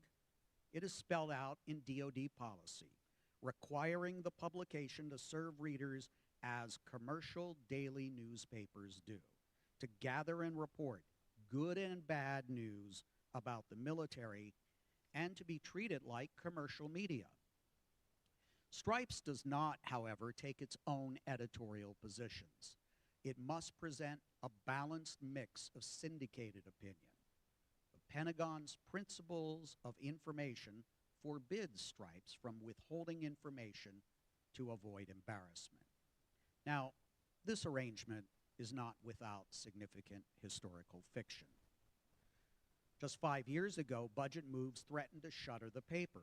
The president publicly reversed course on social media, but the shutdown order initially lingered in the system.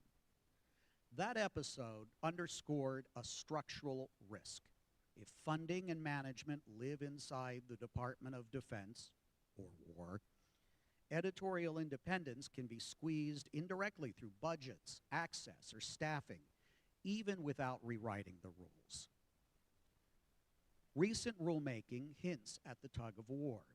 In 2024, the Pentagon updated the Stars and Stripes regulations in the Federal Register, highlighting editorial independence, even as some internal procedures were removed from the rule text.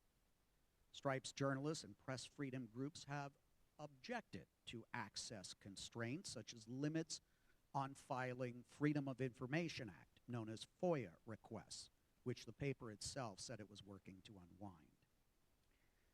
I can offer a related caveat that is deeply personal. Unlike Stripes, the Voice of America's independence is buttressed by statute. The VOA Charter, signed into law in 1976, and firewall provisions in federal law that require editorial decisions to be made by journalists with programming held to the highest professional standards. These legal guardrails exist precisely because the Voice of America is taxpayer funded and therefore unusually tempting to politicians in power. I can assure you nearly every presidential administration in the post-World War II era sometimes bristled at VOA's reporting because it did not always portray America in the best light. When political appointees in 2020 targeted me as White House bureau chief and some of my colleagues, we fought back, becoming whistleblowers, suing, and ultimately being vindicated by federal judges, an Office of Special Counsel report, and an OIG investigation. As Stripes also has demonstrated around the world, our government-funded media outlets serve as shining examples of a free press and the First Amendment of the United States Constitution, which restricts government interference with the press. 6 months ago, the White House moved to dismantle VOA, placing most staff on administrative leave, firing all the contractors and freelancers, and triggering a wave of litigation that continues until now. Newsroom and press freedom groups warn that the combined effect gutted VOA's ability to operate, revealing how statutory firewalls can crumble. If an administration is willing to push past a congressionally recognized firewall at VOA, pressure on a DoD-based newsroom like Stripes is not hard to imagine, including contracting cuts or reassignment of key billets, which might chill impartial reporting. For troops deployed overseas, often cut off from U.S. newspapers and domestic broadcasts, Stars and Stripes still serves as a primary source of information. If it were reduced to command messaging, soldiers would be denied the same diversity of viewpoints available to citizens at home. Its autonomy ensures that those in uniform can read about failures, scandals, or controversial policies affecting them directly. Recently, Stripes became the first large media outlet to adopt a statement of core values, which was distributed to the newspaper staff and leadership, affirming a commitment to impartiality, accuracy, and transparency. A lot of credit for this accomplishment goes to Rufus Friday, Executive Director of the Center for Integrity in News Reporting. Mr. Friday also happens to be the chairman of the Stars and Stripes Publisher National Advisory Board of Directors, and he is here with us tonight.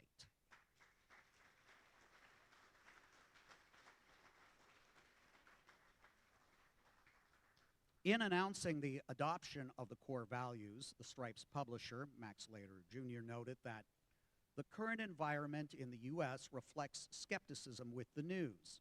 It is important that the military community understands what Stripes stands for and our perspective in executing the mission. In a published commentary, Stripes ombudsman Jacqueline Smith wrote that the core values are not mere slogans. They are commitments that guide every aspect of our work. Independent journalism builds legitimacy. Troops are more likely to trust reporting on military operations, benefits, or leadership decisions if they know the paper is not censored. And that trust, in turn, supports democratic culture within the ranks. Open dialogue, accountability, and respect for factual reporting rather than rumor or propaganda.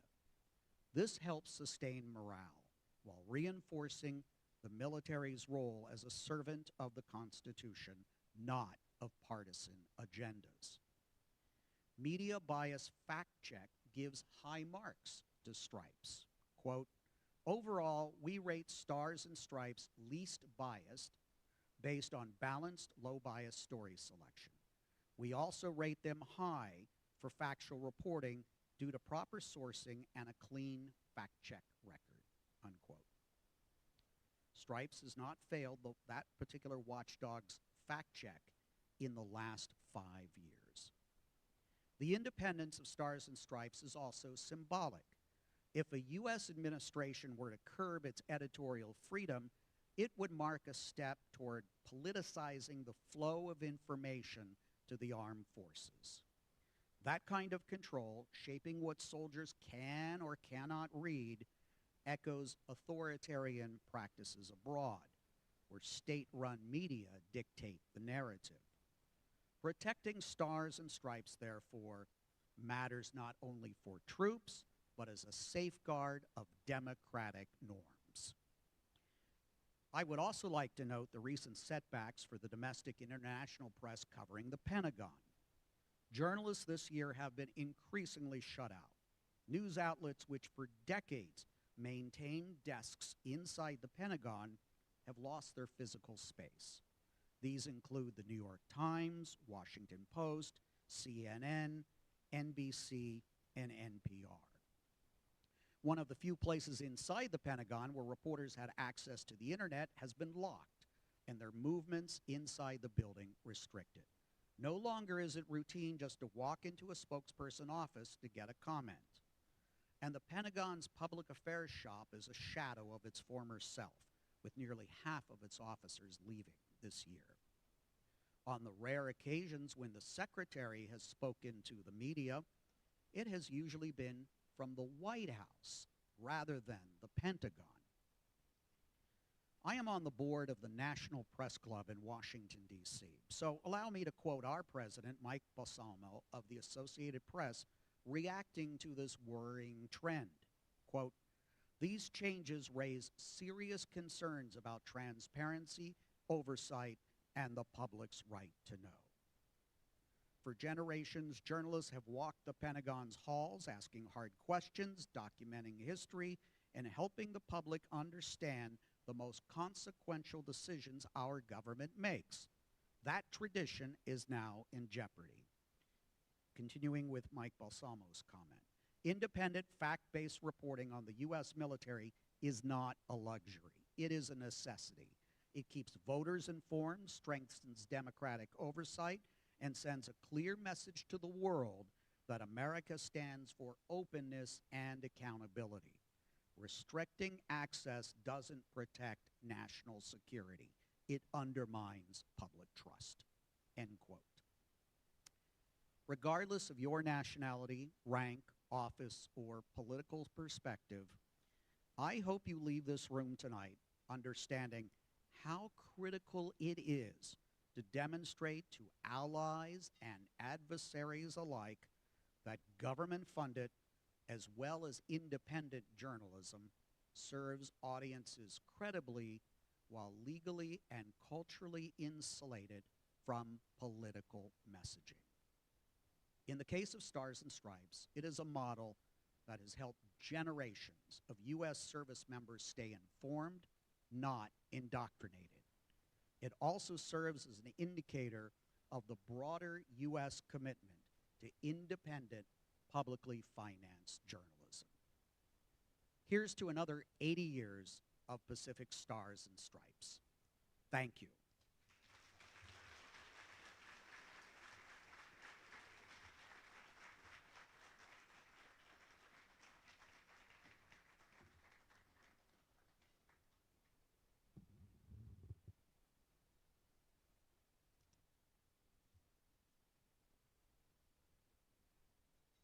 Thank you, Mr. Herman.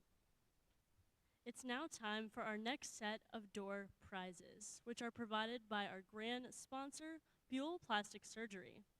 I'd like to call onto the stage Dr. Go Guk-jin, Mr. Chae Sung-hoon, and Ms. Donna Cha.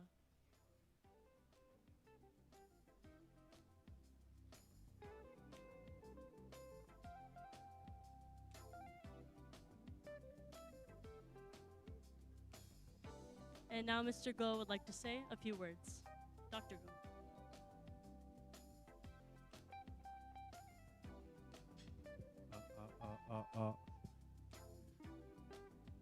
안녕하십니까 귀빈 여러분. 한국에서 온 별성외과 고국진 원장입니다.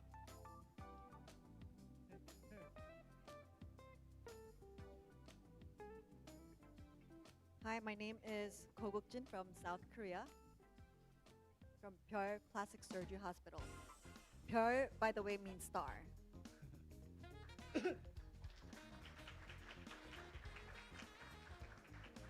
이 자리에 함께 있을 수 있어서 영광으로 생각합니다. It's an honor to be here. 지난 80년간의 스타스 앤 스트라이프스의 발자취에 깊은 감명을 받았고 존경을 표합니다. So I'm just gonna say the whole thing in English, and then we're gonna have him say it because it's kind of breaking up.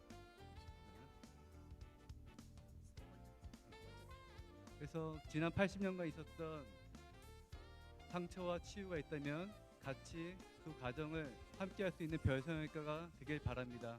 감사합니다. Good evening, distinguished guests and colleagues and friends. It is truly an honor and a privilege to stand here before you today. My name is Dr. Ko from Pyeol Plastic Surgery Hospital in Korea. I would like to express my deep gratitude to the organizers for inviting me and my team to this meaningful event here in Japan. Happy 80th anniversary, Stars and Stripes.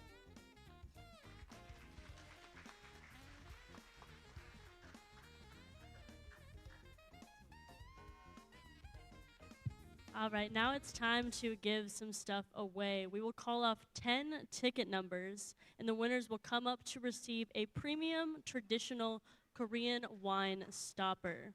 And then we'll take a group photo with all of the 10 winners.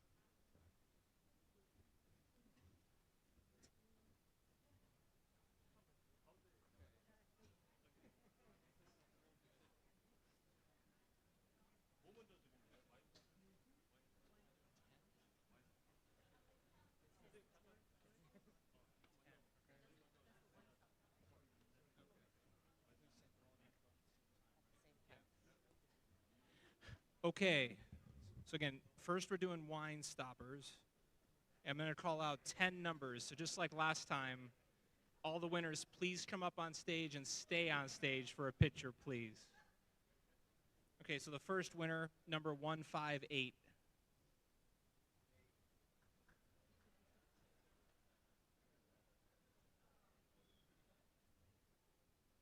Again, 158.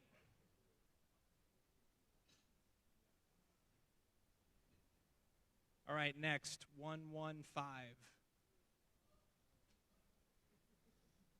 So again, we've got 158 and 115.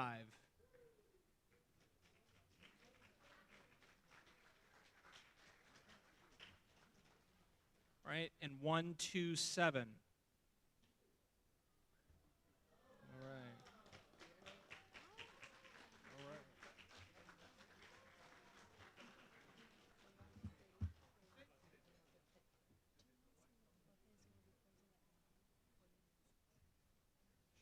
Sure, I can do that. Oh, omedetou gozaimasu. Okay. Before I read the next one, just a quick reminder, the buffet closes at 9, so get your last food, please. So, anyway, next, 188.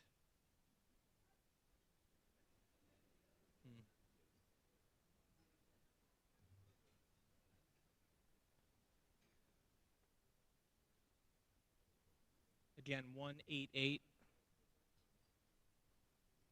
Okay, next, 062. 062.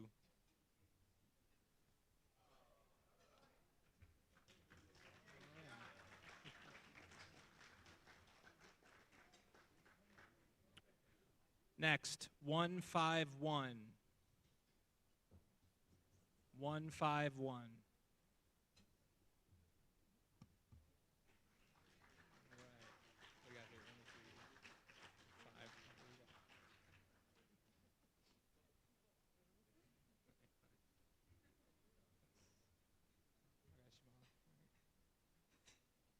One 169. 169.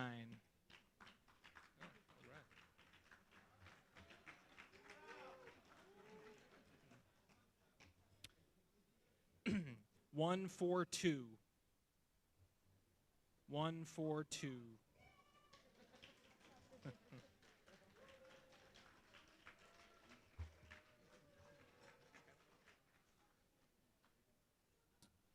One, 2, 8. 1, 2, 8.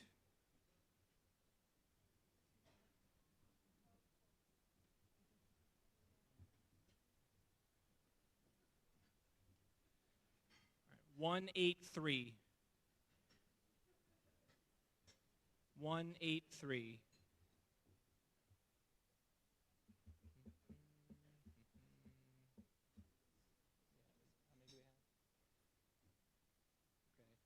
So again, those 158, 115, 127, 188. 062 151 169 142 128 183. We're missing the last two. No? Yeah, I think we should. All right. Last call, 128 and 183. All right. Okay, drawing different numbers.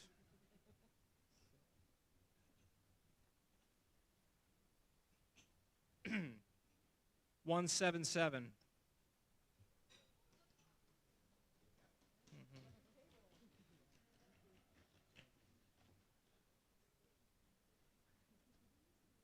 Zero 072.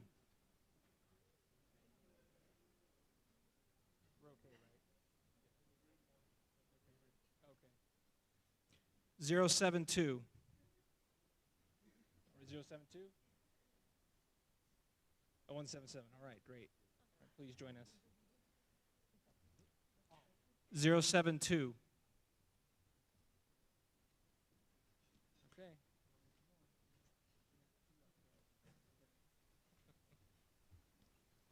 One 159.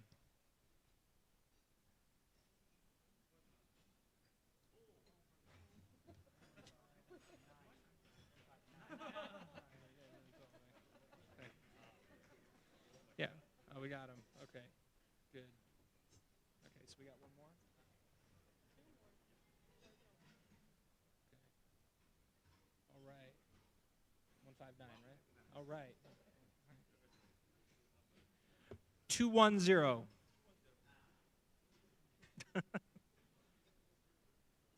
Not quite, huh? 210.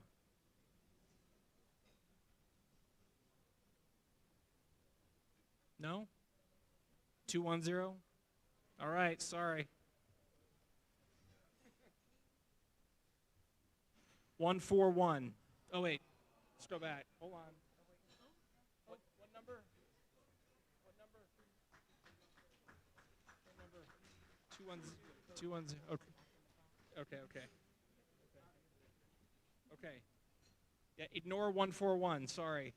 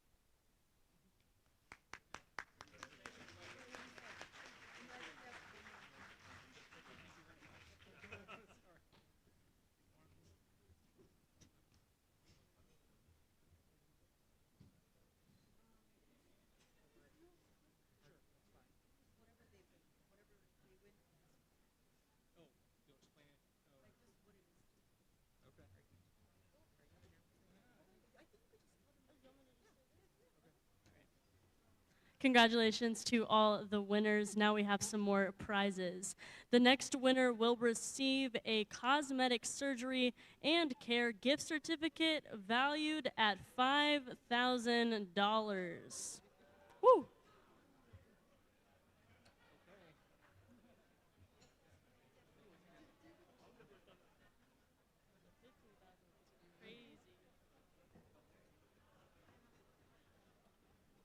All right, everybody ready? Okay, 046.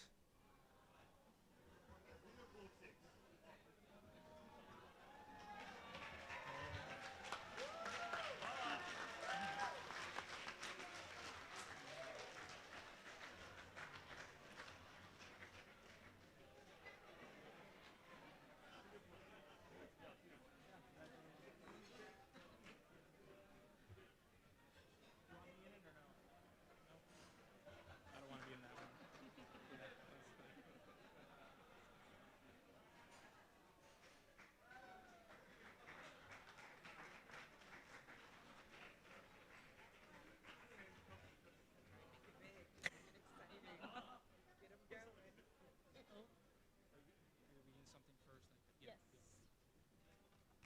Congratulations.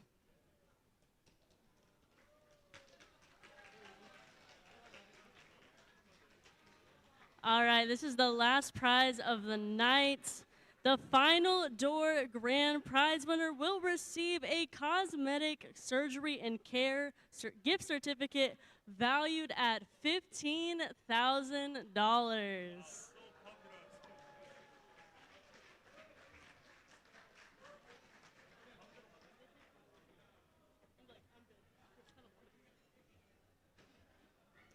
Okay.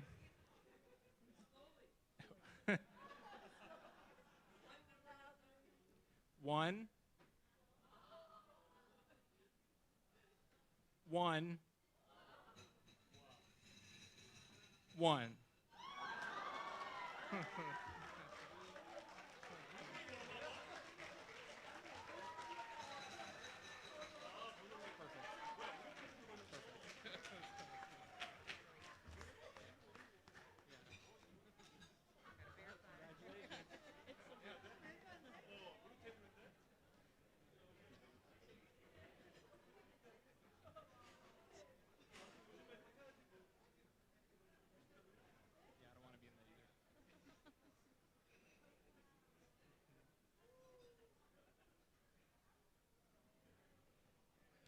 Very good job tonight. Thank you.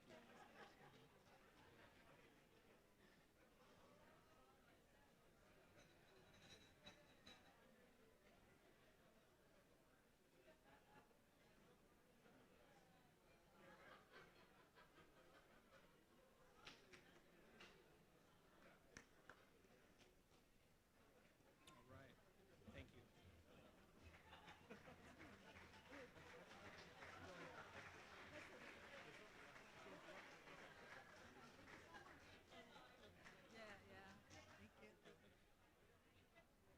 Congratulations.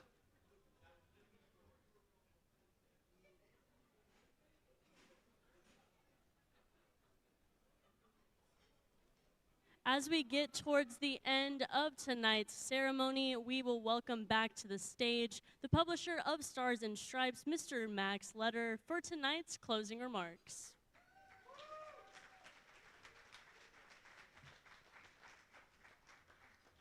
How do you follow that? $15,000 for facial surgery? Thank you very much.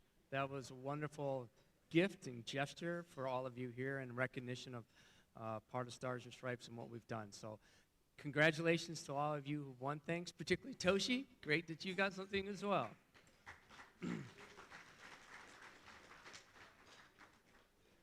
It's been a fantastic night. I have enjoyed everything that's gone on. I particularly enjoyed our two speakers, General Gollman and Steve Herman, and what they had to say. They left us with a lot of meaningful thoughts that we can take with us as we go on. I appreciate everybody taking time out of your busy lives to be here and celebrate the history, really, the history of the military community. It's not the history of Stars and Stripes, but the history of the people that have served here over the last 8 decades. A huge thank to the New Sonos staff, wonderful food, beautiful setting, and great service as we went through the night.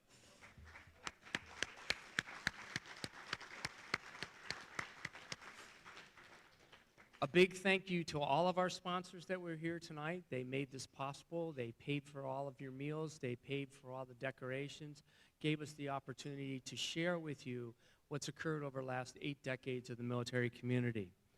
We're especially grateful for General Gollman for taking the time out of your day. I know you have a lot of things on your life, and your thoughts and ideas are very meaningful to us. Steve, I appreciate you traveling from Washington, D.C. to come over and share with us what you've experienced and your thoughts about the future of journalism. It's very helpful to all of us. This evening truly would not have happened without the Stars and Stripes staff led by Colonel Crouch. Thank you to my Pacific team.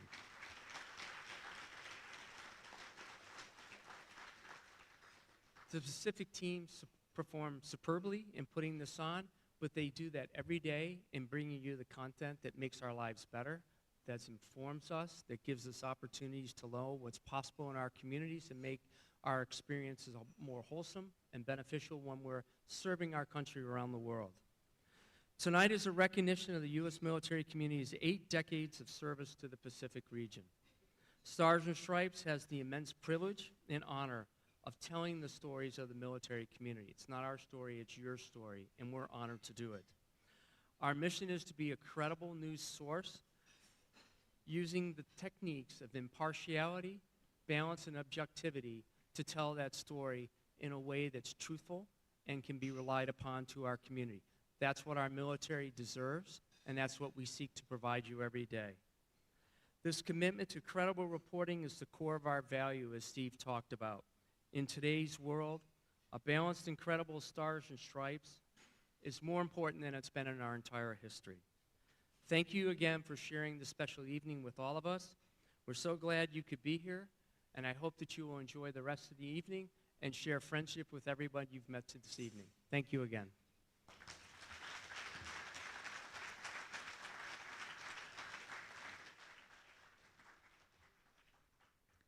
Thank you, Mr. Lederer. Now, I actually have some good news. So we actually are going to be pulling another ticket for the previous prize. So if Lieutenant Colonel Crouch can come back up here one more time.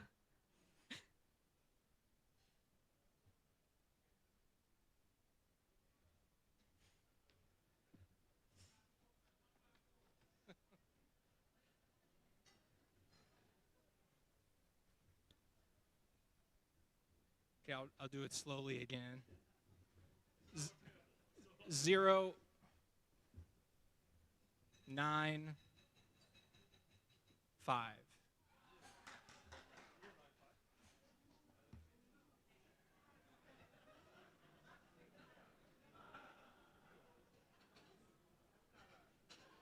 Zero 9 5.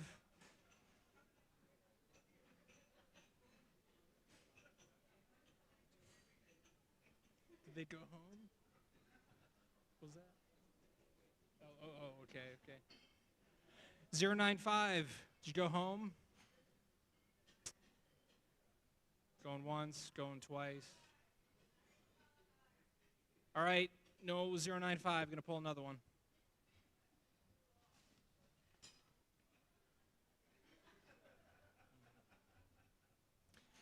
Zero,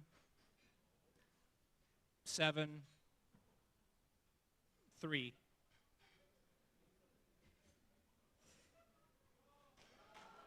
All right.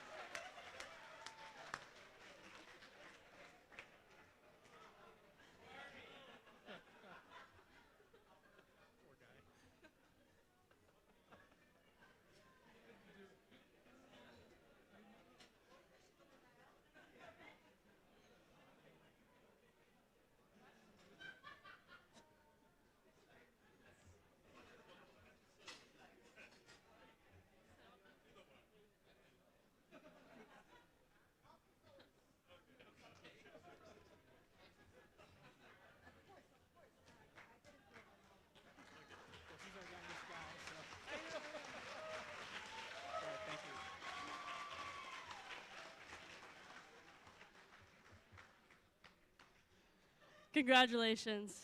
That going to the youngest member is hilarious to me. That is so funny. All right. Thank you again, Mr. Lederer, for your kind words, and thank you all for being here tonight. As a friendly reminder, please use the QR codes within tonight's program to sign up for a 3-month free subscription to Stars and Stripes and to download photos from tonight's gala. The formal program has concluded, but the evening still continues. Those coins that are all at your tables, please feel free to take those home with you, but please feel free to enjoy the music, drinks, and fellowship as we continue this milestone celebration. Wishing you all a wonderful night. Thank you.